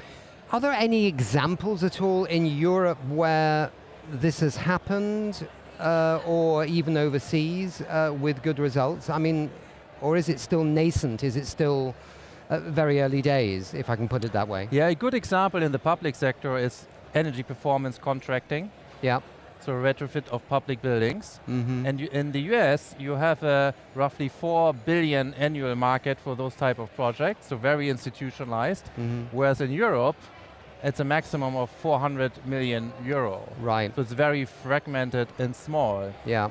And it would be, in theory, it should be an easy solution for the public sector to scale this type of procurement of energy performance contracting. Right. And did you make this point in the CEO roundtable? Did you emphasize this? And were there policymakers there listening? Yes, absolutely. I did. Good. So there's a chance now they've heard it, and they can go back to their offices and start implementing it. Indeed. That's why we're here, right? Exactly. Perfect. Good. Thank you so much for your insight. Thanks for having me. Thank you. I think for me personally, the best key takeaway that energy efficiency, it is a great business case. So not just because of the reducing energy consumption, for example, for industrial sectors and reducing the production cost, but it's an amazing profitable opportunity. So it's not just only about the creation jobs, but it's creating a full ecosystem of the solution providers. And I'm sure that by creating this, promoting these solutions and making aware industrial sector on the energy efficient solutions, we actually can make it profitable. So energy efficiency is profitable, it's not a burden. One of the call to action that I must say, it's of course a digitalization of the ecosystems, awareness and bridging the gap between policymakers, between academia and also between the industrial sector. So we need to have more platforms like IEAs, more roundtables where we can speak all together and bridge the gap. And of course, we need to bring more education into the universities on the energy efficiency. The call to action is that we need to bridge a gap between academia, industry and policymakers. So we need to create more digitalized platform where we can bring all the stakeholders to discuss possible not only energy saving measures, but actually the solutions, the digital solutions and new business models that is extremely important nowadays to reduce the energy consumption. We've got a session right now here at the International Energy Agency with some of the CEOs who have been attending, and we're absolutely delighted to have Tom Eriksson, who's the president and the CEO of Alfa Laval, with us. It's a challenging thing because we're asking you one question, but please feel free to expand a little bit if you so wish. And the question is, so you attended the CEO roundtable. Is there a takeaway message from this roundtable? And secondly, do you have a call to action, perhaps directed at governments or even to your own colleagues in the industry? Well, I think first the big impact of this discussion is just showing how many companies are behind developing technology solutions, supporting, driving us to a more efficient future. And I certainly don't feel alone on stage, nor on message, nor on strategy when it comes to that. So I think there is, in a sense, on a micro level, more incremental progress than is always visible to us. And I think that is sort of my main reflection with colleagues and friends around the table here. On the dialogue on what to do and what we think private sector should do together, or how we depend on each other, the main issue for all of us is stability of the regulatory environment. And as long as we stay in Europe, the base parameter for us all in terms of investing, committing, is the ETS system, linked to some sort of CBAM vehicle. And we understand that, the world is bigger than Europe, but there are ETS systems in other parts of the world as well, and we do believe that stability needs to be there to fund the investments decisions that we are doing in private sector, and maybe occasionally with some support from public. So the regulatory environment, the ETS system, a real cornerstone for us to continue the work we're doing. And in brief, the ETS system is the emissions trading system, which in a sense puts a price on carbon. Yes. And should be ratcheted up over time, so that emitting more and more carbon gets more and more expensive, and in a sense encourages, and in some cases forces companies to actually basically adopt more energy efficient strategies. That's exactly the point. And for the majority of the situations and challenges, that is a good vehicle. There need to be a carrot here and there too, in terms of perhaps investment support or risk sharing. But we also need to realize that they are hard to abate sectors where this will become a challenge. And I don't exclude, so we should be aware that the industry is not speaking with one voice on this. There are sectors that are challenged on this, but I think the message from us is the system needs to hold. There may be situations that need to be debated and discussed in terms of how do we find a way forward to keep a competitive Europe. But clearly without a cost of emission, the whole momentum in the process will slow. And lastly, CBAM, for those that don't know, is the border Yeah, it's a border mechanism for if we impose a certain cost on us, then importing from other countries without the comparable emissions cost is obviously an unfair competition. So there are mechanisms for trying to get the level playing field. They are not perfect, but on all the systems that most of us have seen, most policy suggestion, this has been the most technology agnostic, generic, understandable, predictable framework that we have seen. So in lack of a better one, we are really all behind it, and so am I. Can I ask you just one question, just at the round table? Maybe it didn't come up, but I was just reading something on the train here, coming to the conference, that we're now at a moment in time where 16 years after the G7 said we must phase out inefficient fossil fuel subsidies, they are now at record levels. Is that an issue at all, the subsidizing of the fossil fuels to artificially lower their price? I'm not sure I have my arms exactly around, there's always a discussion that we penalize electricity and we, and the balance of it. I think that might be an issue here and there, but I think it takes us into a different thing. Right. There are in a number of areas a need for risk sharing. I don't believe in subsidies in general, but when we do large investment projects, there are certain risks that are difficult to take. Yeah. And we are discussing in a number of areas contract for different type of vehicles that eliminate certain political risk, policy risk, energy price risk, whatnot. And I think that's the most efficient use of taxpayers' money. So I think you can do this on specific topics as opposed to necessarily address the entire energy system ins and outs. So the clear message is we need consistent medium and long-term policy direction that's absolutely clear where we are going, what we want to achieve, so that you in the private sector can actually deliver the goods and services and products that make that's that what we difference. Need. Yeah. Okay, thank you. Thank you. Okay. Cheers. So, another wonderful guest with us here today at the International Energy Agency in Brussels at a meeting on energy efficiency, the 10th annual conference on this topic. We have with us here Jack Miller.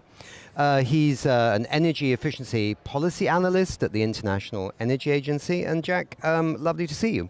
Great, thanks for having me. Yeah, you've also been a big coordinator of this conference, so that's kind of interesting as well. And what's your experience been so far? Do you think it's been productive, exciting? Yeah, it's been fantastic so far. So this is the second day of our 10th annual global conference on energy efficiency. Obviously, it's the 10th edition, and we're really pleased to be here in Brussels, in the heart of European policy making. And there's a real buzz and a real atmosphere around the place. We've had some really fantastic panel discussions over the past couple of days. We have some roundtable discussions bringing together governments, industry, the third sector, civil society, NGOs, you name it. And I mentioned we're in Brussels, so we're here in the heart of European policy making. But it is very much a global conference at the same time as well. You know, we have nearly 700 people from over 90 countries, and I think that really feeds through when you're walking around and speaking to people. There's a real diversity of backgrounds and interests and regions, geographic representation as well. And you had the King of Lesotho. We had the King of Lesotho, speaking His yesterday. Majesty himself. Yes, yeah. I listened a bit to him, and he was very interesting indeed. Absolutely. What do you expect from a conference like this? I mean, there's a lot of conferences in the world. There's UN conferences, there's G7, G20. I mean, the calendar is jam-packed. But do you have a sense that the issue of energy efficiency is moving back up the agenda in a sense, and people are taking a lot more interest in it? Yeah, absolutely, yeah. So the IEA's Global Conference on Energy Efficiency has now become the most significant international event that happens every year, specifically focused on energy efficiency. And I think particularly since the end of the pandemic, and we've seen the global energy crisis that's happened over the past few years, this has really become one of the major landmark events where we bring ministers together. And we've seen, so this year is our 10th, and we have over 55 governments being represented at official level, or at ministerial level, and bringing them together to really to discuss the steps that they need to take to further action on energy efficiency. So really the purpose of this is why we started doing this conference was one, to be able to demonstrate and really accelerate the political buy-in to energy efficiency from policymakers and from governments, but also to give them the day-to-day tips and the advice that they need to be able to do energy efficiency and accelerate policy action that we so desperately need to reach the goal of doubling energy efficiency progress this decade, which was agreed at COP. And of course you have the companies here as well, and many at the CEO level. We've had various people on the shows here, and I think it's absolutely clear that you get policies at government level on these issues, you get commitments made, and then sometimes there's a kind of bit of a gap then between the people that have to actually implement it, which might be the cities, it might be companies in business and stuff like that, and what was kind of decided higher up. And but it was quite interesting to see. We had a commissioner talking with Alfa Laval, who one of the big energy efficiency companies, and he could say things to her, because he was at the conference directly, right? And then they can take that back into the corridors of power in Brussels, right? So I think that's a good match, because it's not just ministers, is it? So you've got the private sector here too. Yeah, absolutely. I mean, that's really one of the points of this global conference, is we don't just have governments here, we also have the private sector, as you identify. We have NGOs in the third sector as well, and it's really to create that global conversation. And that's why, for example, we've been hosting for the past couple of years at this conference now, we've been hosting a CEO roundtable, which runs in parallel to a ministerial roundtable that happens. Last year at the 9th Global Conference in Nairobi, we saw the Nairobi Business Leaders Action Plan for stronger public-private collaboration on energy efficiency. Now, it's a bit of a mouthful, but it's that was the first time that we really had a document that was received by a bunch of CEOs and business leaders that were there, and that was given to the ministers present as a blueprint, I guess, for stronger collaboration. And we see that growing again this year as well. We have another CEO roundtable that's happening this year, and we're seeing coming out of that. Over 20 major international companies are going to be publishing a CEO global blueprint, a four-point action plan for stronger collaboration, and we're really pleased to see that. That complements very well the outcome statement that is just has just come out of the ministerial discussion yesterday, where over 50 governments agreed to, they reaffirmed their commitment to the COP28 doubling energy efficiency progress target, and it was an affirmation really of their commitment to energy efficiency with some quite tangible goals in there as well on policies. So putting that in context, I mean, so a lot of governments made commitments 10 years ago in Paris to keep the global temperature no higher than 2 degrees or less than 2 degrees, and then now everybody's sort of on the side of the other target, the 1.5 degrees centigrade. 5 years to halve emissions, to have a 50-50 chance of hitting net zero in 2050. So obviously we need to decarbonize the economies in the next 5 years. At the same time, you've got a process going on right now with governments. It's a bit late in the day for the next climate conference to actually upgrade their national climate plans, their NDCs. Do you think that what's happening here, because you had ministers and governments, could actually inspire them to go a little bit further in their national climate plans with energy efficiency? Well, we certainly hope so, and I think we have good evidence that the discussions that happen at the global conference do actually affect the discussions that happen at the COP process. All eyes are on Brazil now later this year for that COP30, and we're expecting governments, we're seeing governments starting to submit their new nationally determined contributions. Now, obviously, we think that energy efficiency should be a central part of that, not only for decarbonisation efforts, but also to improve industrial competitiveness. Energy security is obviously on the forefront of governments' minds at the moment, and energy affordability as well, both for end users, for households, but also for businesses and the public budget as well. So we're starting to see those new NDCs roll in. The IEA has been doing tracking of those NDCs and what's actually contained with regards to energy efficiency, and we're seeing some promising signs so far. Right. So we've seen most of them at least mention energy efficiency, which is great, obviously. Some of them, around half of them have reaffirmed the government's commitment to the doubling goal, and some of them even have quantified targets around that as well.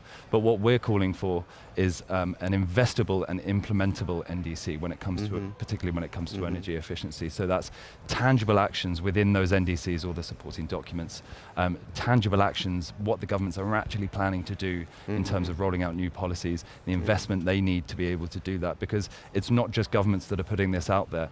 Companies are reading this, investors are reading these documents and these NDCs as well, and it really gives a strong signal as to what government's intentions are, which we know is really important to stronger business action, for example. Yeah. Good. Jack, thanks very much. Let's end it there, and great work, and let's see what Belém finally offers us in terms of a global landscape of investable national climate plans, NDCs, with energy efficiency right at the heart of it. Absolutely. Okay. Thanks very much, Nick. Super. Cheers. Thanks a lot. Well, the key takeaway for me is that we need to stop wasting energy and we need to start recovering that energy. In practice, that means that we need to understand that the technologies exist today to decarbonize, and we need to be able to scale them, and to scale them we need to build awareness of these technologies.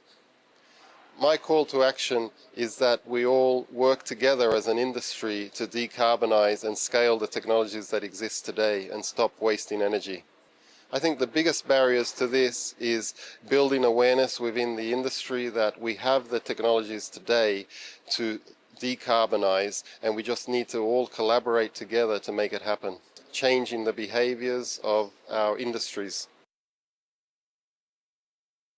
So we're here at the International Energy Agency's Energy Efficiency Conference, a global conference. This is the 10th, and a lot of ministers and CEOs from corporations attending this event. And we have another one with us, a wonderful gentleman, Roland Ban. And Roland, you are the president and CEO of Topsoe. Indeed. Now, it may come as a surprise to you, but maybe not everybody knows Topsoe. So if you could say what it is that you do, Roland, what is your company doing? So in short, we deliver solutions for the energy transition and decarbonization, technological solutions to a wide variety of industries. Okay, and any particular part of that? Well, so historically we're an 85-year-old company, still 70% family owned, so it's privately held. And traditionally we were in the refining and petrochemical industries where we did technology.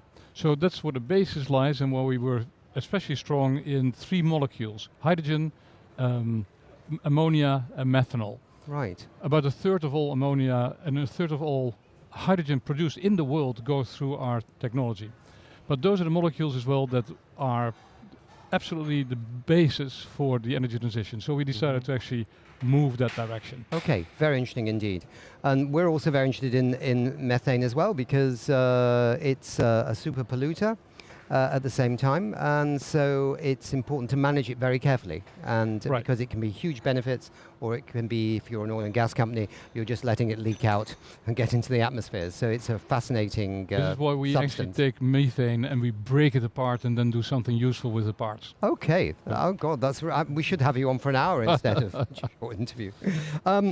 Roland, we're asking each CEO the same question. It's actually two questions within one.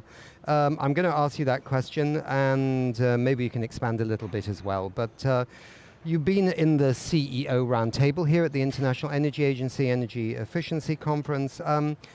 Is there a message that is your takeaway message from that? And then the second question is, do you have a call to action, and if so, to whom? Yeah. The two are very interlinked, and they might actually morph into one answer. Okay. So I think the biggest takeaway for everyone in this conference is we need to get energy efficiency, energy saving, and actually avoiding waste of energy more to the forefront. It's not sexy. No one wants to talk about it. We want to have new technologies. And here talk about old technologies, sort of, that are extremely efficient to do their job, but it's not sexy. It's so to bring that, to change that narrative and bring it to the forefront is something that we need to do, because ultimately the cheapest energy is that you do not use. Yes. The highest savings in greenhouse gas is the fossil that you do not burn. So it makes sense. And the message really is what? Is it to policymakers to embed this in their climate action plans, their NDCs, and stick to it? So you already have this. We want to double the energy efficiency. It's a formal. It's a thing in Europe, right? There are a number of policies around it. The sticking to it part is always a bit of a question. So if you take the IRA, fantastic legislation, but you have a change of government and it disappears. Yeah. In Europe, we have the multi-year financial forecast, 7 years. You are a few years in there, you have a new commission, and something changed. So the one and foremost thing in a call for action is policymakers need to put legislation down that is long-term and will not change. Because we as industries, we invest on the basis of those legislations, of those incentives, of those mandates. And if they change, then basically you have just created a huge white elephant. Yes.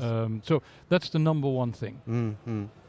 It's interesting because in some countries they have put things like these plans they've embedded them in a way that only, for example, the Supreme Court can overturn. Mexico, for example, has done that. So it's very hard to change a plan once you put it in. And I'm not sure it's possible with the European Union to do that. But we have no Supreme Court in the Union. Yeah, that's right. Yeah, and I suppose there could be other enabling actions that they could do. I mean, training of people to actually build, but also maintain these things. Young people. The upfront costs can be a little bit higher than. So are those important? I believe, for instance, take public procurement. Yeah. Public procurement is, and that's everywhere in the world, right? Has one characteristic, which is we have lofty plans. We go out for multiple bids, and then it's a race to the bottom. We only look at how much money do we save by buying it. And we do not look at the cost of ownership, or the energy use, or the emissions. Yeah. So, given the fact that public procurement is enormous as a share of all money spent, that's where we should start. So that's a very clear call to action, to have a different mindset of how you procure your stuff. Right. So whether you call it green procurement or you call it clean industrial procurement, intelligent procurement? Intelligent procurement, yeah. Or making sense of the situation. Yeah. MSP. Sensible procurement, yes. So that is a very clear one. The other one is a lot of the energy use, 30% of energy use is in buildings. And there are no real global building standards that address energy. There are little bits here and there. It depends from region to region, but even here in Europe or in the US, there is no clear building code to energy efficiency. There is lots of other stuff, security, safety, what have you, but not energy efficiency as such. So that's another thing. If you, and I know people don't like regulation, but to your point about training people, one should do that. If you have those two, you have the public procurement, you have clear building codes for energy efficiency, you will have a big industry growing on the back of that, where we as industries will step in and will train people, and you then advance the whole thing. It will be a multiplier effect that you put into place. So these are all very good points, and different to what the previous CEO mentioned. Not radically different, but you elaborated on some things. Finally, I need to just get you back to your what you do, because I'm fascinated. So you take methane, you break it, its molecular structure, and what do you do with it? So that we do a lot. That's only one of the things we do. But what we do is indeed we take methane, we strip the carbon out of it. Right. We put the carbon, or we have someone putting the carbon in the ground, and then we have clean hydrogen. And the clean hydrogen we can then synthesize into, for instance, sustainable aviation fuel. Yes. So that you have green fuel for our planes, or into green methanol for ships. So that's just one of the things we do. Yeah, interesting. So when we travel always by train in Europe as a company, but when we have to travel long distances, we always buy some sustainable aviation fuel to offset our emissions. So and that market could really grow if people did more of that, yeah? Okay. Thank you very much indeed for being with us. You're absolutely welcome. Thank you. My key takeaway on the CEO Roundtable is that we should change the way we talk about energy efficiency. It's not only reducing energy demand, it's also energy system efficiency. It means we should stop wasting energy and we should do more with less. To give you an example, 99% of the electricity that data centers use is converted into heat, which today is wasted but could be used to replace fossil heating in buildings all over Europe. And we can do that with so many industries. So that's really one of the key points and call to action to raise awareness on waste heat recovery and having this global perspective on industrial efficiency and looking at the synergies it can have also with housing environment efficiency. One call to action was very clear also with regards to regulatory stability. So it's really important that at European level, we provide a 5 to 10 years stable framework for industries to invest, to reduce the cost of capital, and to make sure that in the end, it benefits all Europeans. So we're here at the International Energy Agency in Brussels, and we're talking about energy efficiency. And I have another lovely and wonderful guest with me here. Hello. Hi, Nick. Hi. So it's Bishal Thapa. Correct. And you are the Chief Strategy and Impacts Officer at CLASP. Now then, for those that don't know, tell us a little bit about who CLASP is and what you do. Fantastic. I certainly will. Thank you very much for having me, Nick. It's great to be here. Perhaps I'll start with a definition and understanding of efficiency, because it's very important from that perspective to then understand CLASP. Since time, human beings have always relied on efficiency to power progress. So take the example when you're a student in school. How many times were you trying to think, oh, how do I finish this math problem faster so I can go and play football or whatever it is of your choice? Or cricket. Or cricket, yes, for the matter. Your activity of choice. That is efficiency. Trying to figure out how to do more with less. This core sort of fundamental human intuition about doing more with less, when we purpose it for energy, is the centerpiece of our approach to climate. That's what we're relying on, a very fundamental core human instinct. When we apply it to appliances and equipment, say around the studio, the lights. If we can make the lights give out more radiance, or lumens in technical terms, with using far less energy, what does that mean? It means first, emissions go down. But second, it also reduces cost. So your producers are happy, they can use more of it. And third, which is equally important now, is because I free up energy, in terms of energy constrained environments, somebody else can get electricity. Which means the child can read. CLASP is at the center of these activities. We are the leading organizations that promoting the deployment of energy efficient equipment and appliances. It could be lights, television, fridges, right? We work with governments, we work with stakeholders all over the world. Last year we estimated that our impact led to 1.6 gigatons of emission reductions and touched policies in over a large number of countries, 80 policies over a large number of countries. We're very proud of our work. We know how critical the mission is. We're very proud of the work that our partners do. But we know it's much more that needs to be done. And we're committed to it. And this is why I'm here at the IES conference, to really rally people towards the solution that can be a big part of how we address climate. For the people, for planet, this is what we need. Okay. So how long has it been running? Is it an initiative? Is it a private sector thing? Is it a foundation?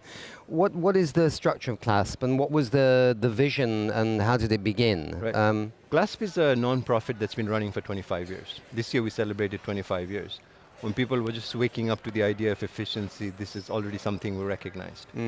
We're based out of the US, but with offices all over the world. Our primary sources of engagements are with governments, and we are providing, as think tanks and research institutions, very neutral policy advices, technical advices, what to do on fridges, what to do on TVs. Right. And we're supporting governments and decision makers, whether in government, whether in industry, whether consumer groups, to make decisions that allow them to reduce the energy impact of the appliances and equipment they use. I mean, for my sins, I worked many, many years with the UN Environment Programme, UNEP, as their Director of Communications and spokesperson. I remember in the early 2000s, a lot of emphasis on projects with energy efficient lighting, which was first coming into the rich countries, but then how do we get it to the less rich countries? And there were several projects focusing on India that we were involved in. Which is all very interesting because that was again trying to work with different partners to get those bulbs in, because there were a lot of misconceptions. They were a little bit more expensive, but they lasted longer. So people didn't really have the upfront money in some of the poor areas of India, so they kept buying the old inefficient bulbs because they were cheaper, this sort of thing. Is that sort of an expression of what you're doing globally, that you're bringing the more energy efficient products and whatever? Do you need to get governments to adopt policy to maybe provide incentives, or there must be different models happening everywhere, but give me a classic example of how you got something into an economy that was energy efficient, how you work with industrial governments. Is it possible to relate that? Yes, of course. And I think what we have to remember is just to take one step back and let me give you a figure, right? If we look at appliances and equipment that we use, they account for 40% of the energy-related emissions. So we think of all these small TV lights and you think, oh, they're just little things around your house. But when you all add it up, it's a massive number, right? It is one of the key things we have to address. And the way we address it is by providing technical neutral advice to support decision makers. So let me give you an example. One of the big initiatives we supported was this global lighting initiative called the Minamata Convention. It was designed initially to prevent the spread of mercury, the proliferation of mercury. And what it looked at was, for instance, the old CFL lights that you saw, because they have mercury in there. And so this was a global convention that was trying to phase out CFL lighting so that it could take out mercury from the system. But when going from CFLs to this new sort of LED bulbs, it was also a huge energy savings. And so through this convention that really brought together all the countries in the world, we were able to not only phase out mercury, which is now the target in the next few years, but also reduce energy use from lighting. Right. And so that is an example of where we provided technical advice. We worked with governments, we worked with industries, and got what was actually a very, very contentious, with countries disagreeing about whether should they do it or not. They thought their positions were at stake, their historical roles were at stake, but we rallied them together. Evidence was one of the basis for it. Now, the value of this can be felt as much in developing countries where there's a need for energy as it can in richer countries. So this convention, this effort to look at phasing out CFLs was actually initiated by a group of African nations that wanted to move away from the dumping of inefficient products. And this CFL lighting was particularly because it also contained mercury, an extremely toxic substance. And so it did both. And so this is an example of how we provide advice, we provide technical evidence, we rally together governments and stakeholders to listen to each other, to address concerns, and we allow decision makers to move forward on which we think is the path that can address climate, but in a way that touches not just the emission aspect, but also the lives of people. So we've heard a lot about energy efficiency here at this conference, and I think there's a report from the International Energy Agency itself on how in many parts of the world in the last few years this energy efficiency improvements have kind of stalled a bit.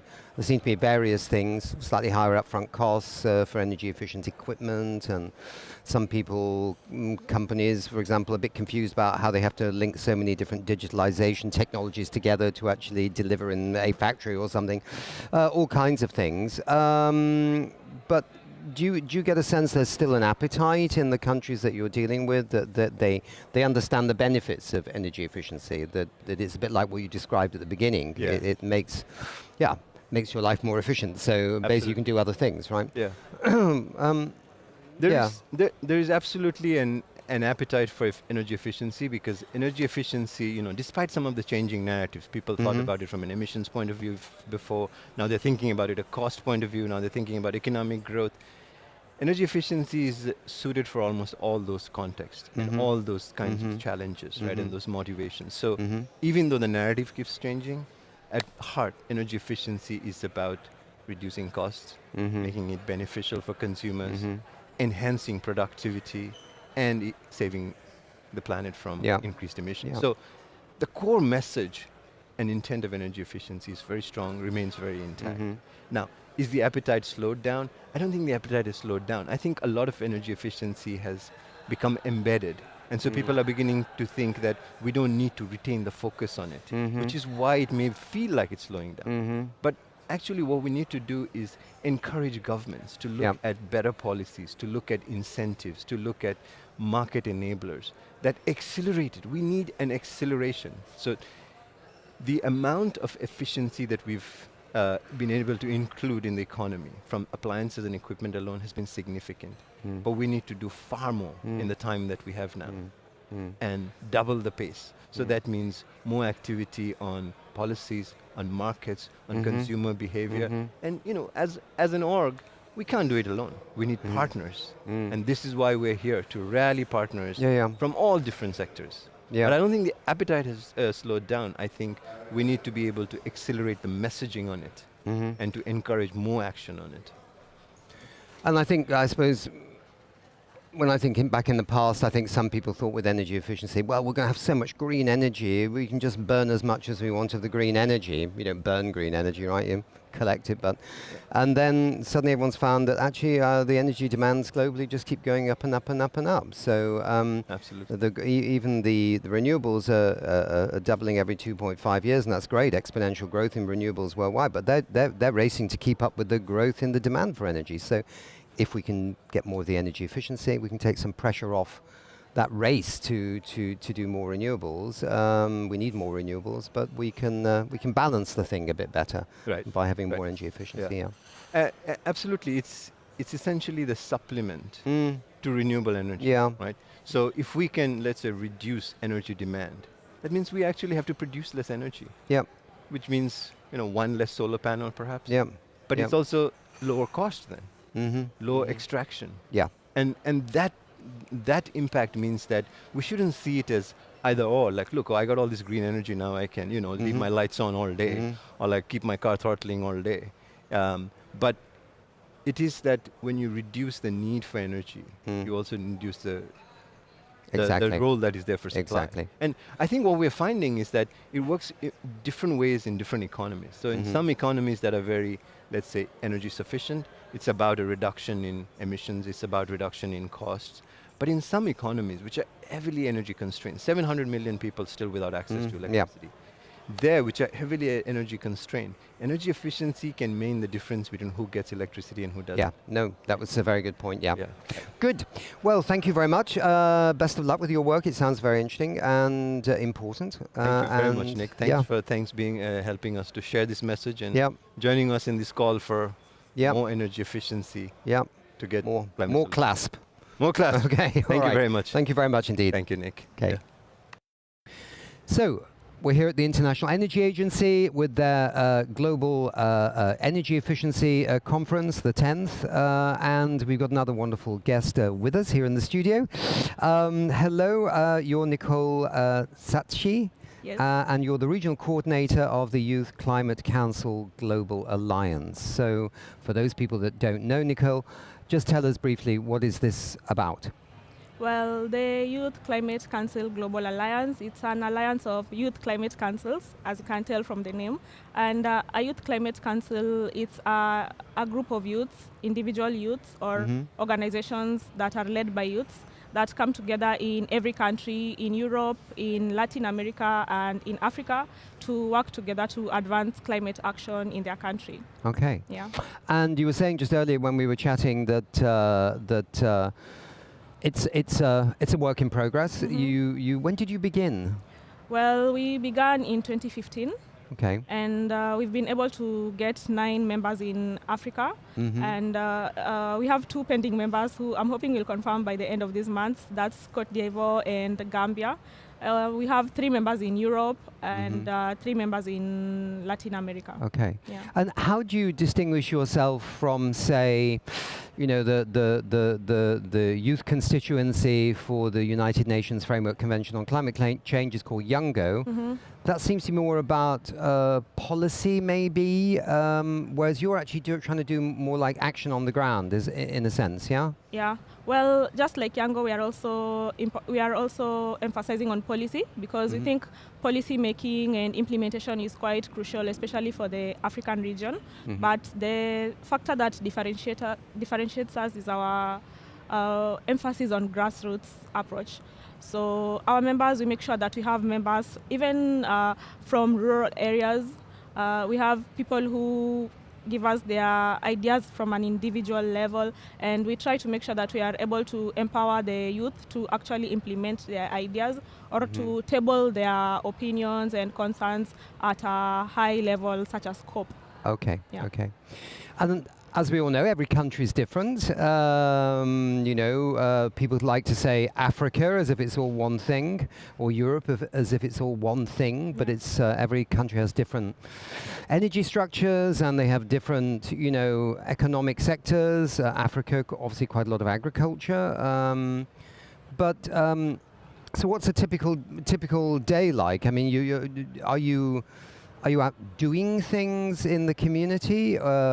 You're coordinating, of course, so that's a big job. And you mentioned that you often have, you know, weekly calls to check up on what everybody's doing and what they've achieved that week. How does it work?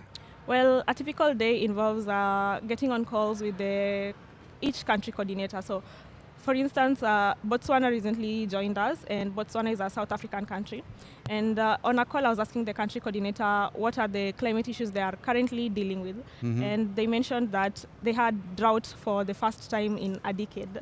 And Botswana normally has floods, so it was quite shocking to the region.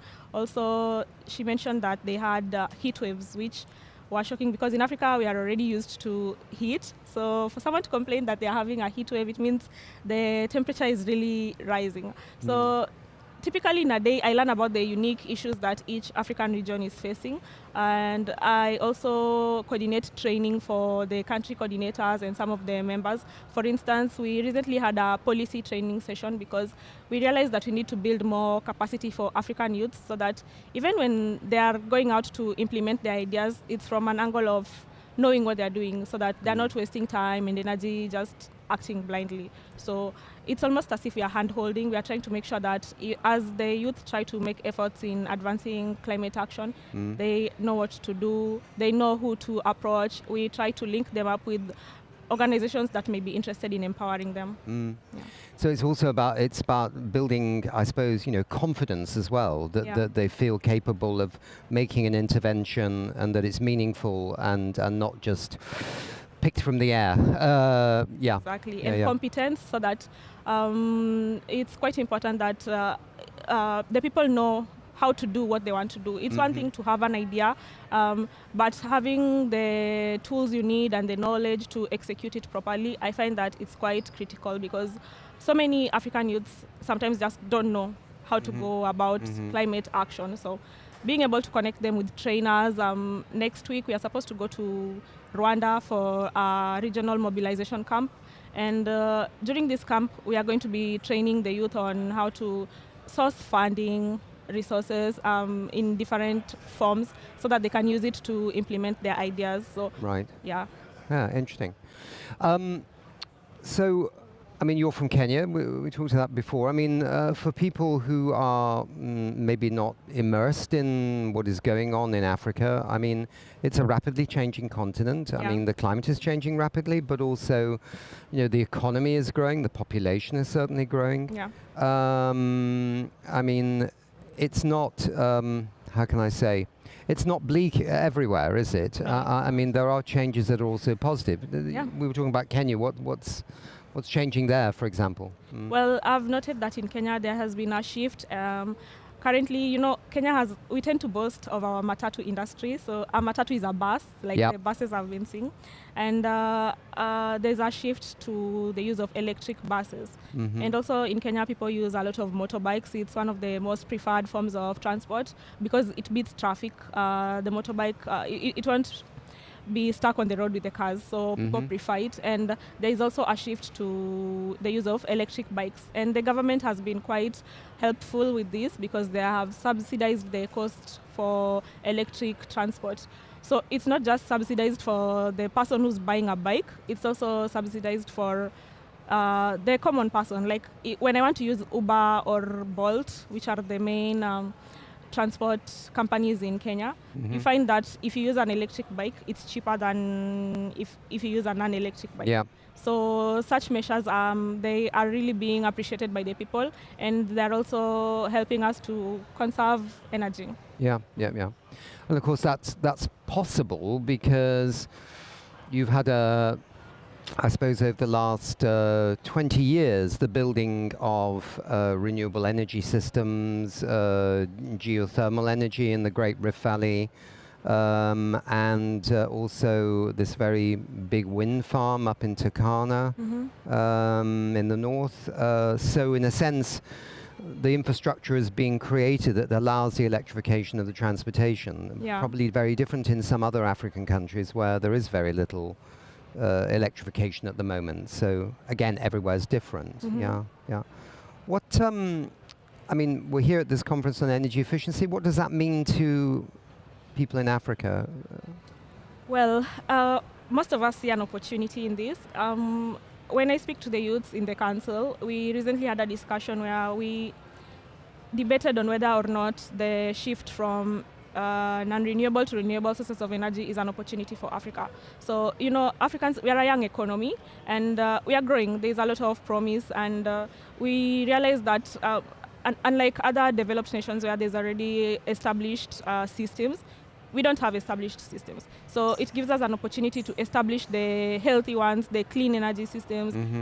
I was speaking to someone yesterday and they mentioned that one of the biggest challenges that Europe is having right now is that it's going to be expensive and almost impractical to uproot some energy systems, as much as people are aware that they are unclean and unhealthy for the environment. Like coal down in South Africa, yeah. Yeah.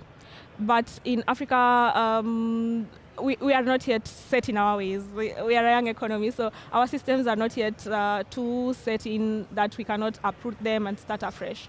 And also, as we grow as a region, for example, Kenya now, instead of putting in place systems that are harmful to the environment, we know better. We can learn from economies like Europe, we can learn from the United States, and we are learning from their mistakes. And so instead of relying too much on non-renewable sources of energy, our governments and even the private sector is working towards just relying more on renewables. Yeah. You can leapfrog the old dirty systems that Europe and the US and Japan and China started with. Yeah.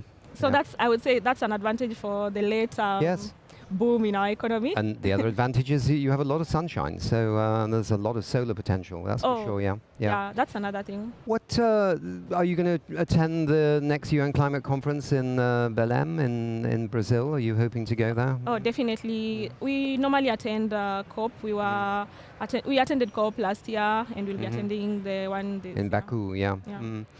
And what would you say to leaders in Brazil is attending the conference in Brazil? What is the most significant thing that could be done for Africa, given the fact that countries are all very different, true, but there are some things that everybody needs, perhaps finance, right? Well, strangely enough, I'm not too big on finance. I understand it's very important, but I don't think it's sustainable because currently every region has an issue that they might need to fund themselves first, right? So I think what as Africans we need is more of knowledge, know-how. I think Africans, we need to know technical skills. For example, if there's a youth in the rural area who knows how to create something that a renewable system, it's not enough for them to have the idea. So we need training, we need knowledge, we need funding. Okay, not funding, supporting the academic sector. Yes. Research, just for people to know how to do things. Yeah. That's a very good point. And then you can be more, self-sustainable, Exactly. and that's the key thing. Yeah, you're absolutely right. The finance issue has almost dogged these climate conferences for so many years, and as people wait for finance, we can't really wait because climate change needs to be addressed. So yeah, building your own capacity, training. I mean, training is also a big issue in Europe, right? Because a lot of the new technologies are digital and quite complex, and they need skilled workers able to install these things, but also maintain them. And then I'm sure it's exactly the same in Africa. Yeah. So how are you dealing with that? How is Europe dealing with that? Well, there's lots of announcements about, training youth to be capable of installing something like a heat pump, so they become part of the workforce in the green technologies. I don't think we're still underperforming in that area, and there's still this kind of sense that, it's better to have a degree in law, right, or a degree. But hold on a second here, right? Some of the most profitable jobs and the most safe jobs, you might say, for the future are going to be these kind of more engineering type skills, sustainable inventions that need to be, how do you maintain a solar panel? How do you install a heat pump? How do you fix a solar panel on the roof? It's not, you don't just bang it on with nails, right? You've got to have some skills to actually do it, right? So I think these are very big growth areas. I mean, there's obviously UNESCO with its vocational training courses, but then these agencies are very short of cash at the moment. That's a big challenge. Yeah. But I think you've hit the nail on the head, which is, or the sustainable nail on the head, which is, building that capacity within one's own country, and then the manufacturing capability as well. Yeah. Good, Nicole, we've run out of time, but thank you. It's been very nice to meet you. Yeah. And best of luck with your work. It sounds very important. And maybe we'll see you in Belém. Yes, thank you. It was nice to meet you as well. Thank you. All right. So we have another wonderful guest with us here at the International Energy Agency at this 10th Global Energy Efficiency Conference taking place in Brussels. Yes, if you could say who you are and where you're from. Yeah, so I'm Kasper Elbjørn, Senior Vice President and Head of Corporate Communications in Danfoss, a global engineering company from Denmark, and I'm from Denmark too. Okay, super. Nice to have you here. Thank you. So it's been quite an interesting conference. We've heard the good and the bad, right? We've heard that, energy efficiency improvements globally and also in Europe have been stalling in the last few years. But then we've had a lot of, very positive examples again of what energy efficiency could do for economies in Europe, for example, and elsewhere, affordability, energy security, plus climate change as well, which hasn't gone away. What's your contribution in a sense here? So the Commissioner, Dan Jørgensen, yesterday when the conference opened, called for a new momentum in energy efficiency. But as I see it, the good news is that there is a momentum in industry. We see that in our numbers in Danfoss. But we also see it in the new report coming out from the IEA these days. So they did a survey of 1,000 companies globally, and what we see is that those companies, 80% actually, which is quite amazing, significant number, says that they know that energy efficiency is really important for competitiveness and decarbonization. So there is strong knowledge among industries around the globe and also here in Europe that energy efficiency is the safe road to competitiveness, but also to decarbonization. I think that's really good news. So yes, we need a new momentum, but the momentum in industry is there, and we see it in our numbers. I mean, industry is transforming. They are decarbonizing, and out of that comes competitiveness.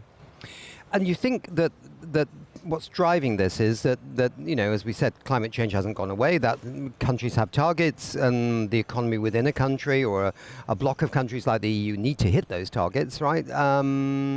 But also people are seeing other issues, right? Like the issue of energy affordability, competitiveness, and also in some circumstances, I mean, with Europe, it's been about energy security, because the former supplies of large amounts of gas was proving to be a little bit politically fraught. So there's lots of reasons to have your own energy efficiency at home, as it were, because it can be a buffer against shocks in terms of, say, fuel supplies. Energy efficiency is the easiest way to save on your bill, to make sure that you stay competitive, and you can decarbonize as well. And energy security, of course, very important, especially for Europe. But my take on this is that after reading the new IEA report, we know that knowledge is very much in industries today. And as I said, we see that in our numbers in Danfoss as well. Our energy efficiency technology, they are being implemented in industries. Industrial heat pumps, for example, we see a boom in that, but not so much in retail, unfortunately. So in fact, also, there is in the last few years as well, a lot more creativity and invention in energy-efficient products as well, which also opens up new opportunities for customers of those businesses to implement them and have even greater energy efficiency than they had before. So I think, and obviously AI is coming, and that's going to change the dynamics. So there's a lot of ways of managing complex systems, which can deliver even maybe higher. Yeah. So our message here at the 10th annual Energy Efficiency Conference is that if we want to lead in science and technology in Europe, we need to invest a lot more in R&D. Yeah. We need to have skilled labor. Yeah. And we need to have financing. And a good starting point. I mean, Danfoss, we invest 5% of our sales in R&D. But on a European level, what we say is that let's deliver on the target that was agreed in 2002 during the Spanish, the Portuguese presidency. The European leaders back then agreed to use 3% of GDP on R&D. They have not delivered on that goal. They are delivering on the defense goal now, the NATO goal, which is great. Now they also need to deliver on the R&D goal. Yeah. Because if we want to lead in science and technology, and especially in energy efficiency technology, then we need to deliver on investing in R&D. Yeah. So what you're basically saying is this. It's not going to be an easy journey because a lot of ducks need to be lined up, but there is an enthusiasm from the private sector, both the makers of the products that lead to that deliver energy efficiency and those that want energy efficient, say, factories and processes. There is a strong push from these two sectors for big change to deliver on the targets that have been set for the EU and, in fact, worldwide. Yeah, I think if I should sum it up, we have three challenges. We have to get rid of these stop and go and flip-flopping policies. We cannot have that we scale back regulation. Consistency. Yeah, we can't. This scaling back of regulation is no good. Regulation might be imperfect, but we need to stick with what we have so we know where to invest. That's one thing. So predictability. Secondly, financing. And thirdly, which we haven't talked about, skilled labor. Yep. Some of these products coming out now are extremely sophisticated. Also from Danfoss, I totally admit that. And we need skilled labor to install it. Got you. Good. Thank you very much indeed for your time. Thanks. Okay.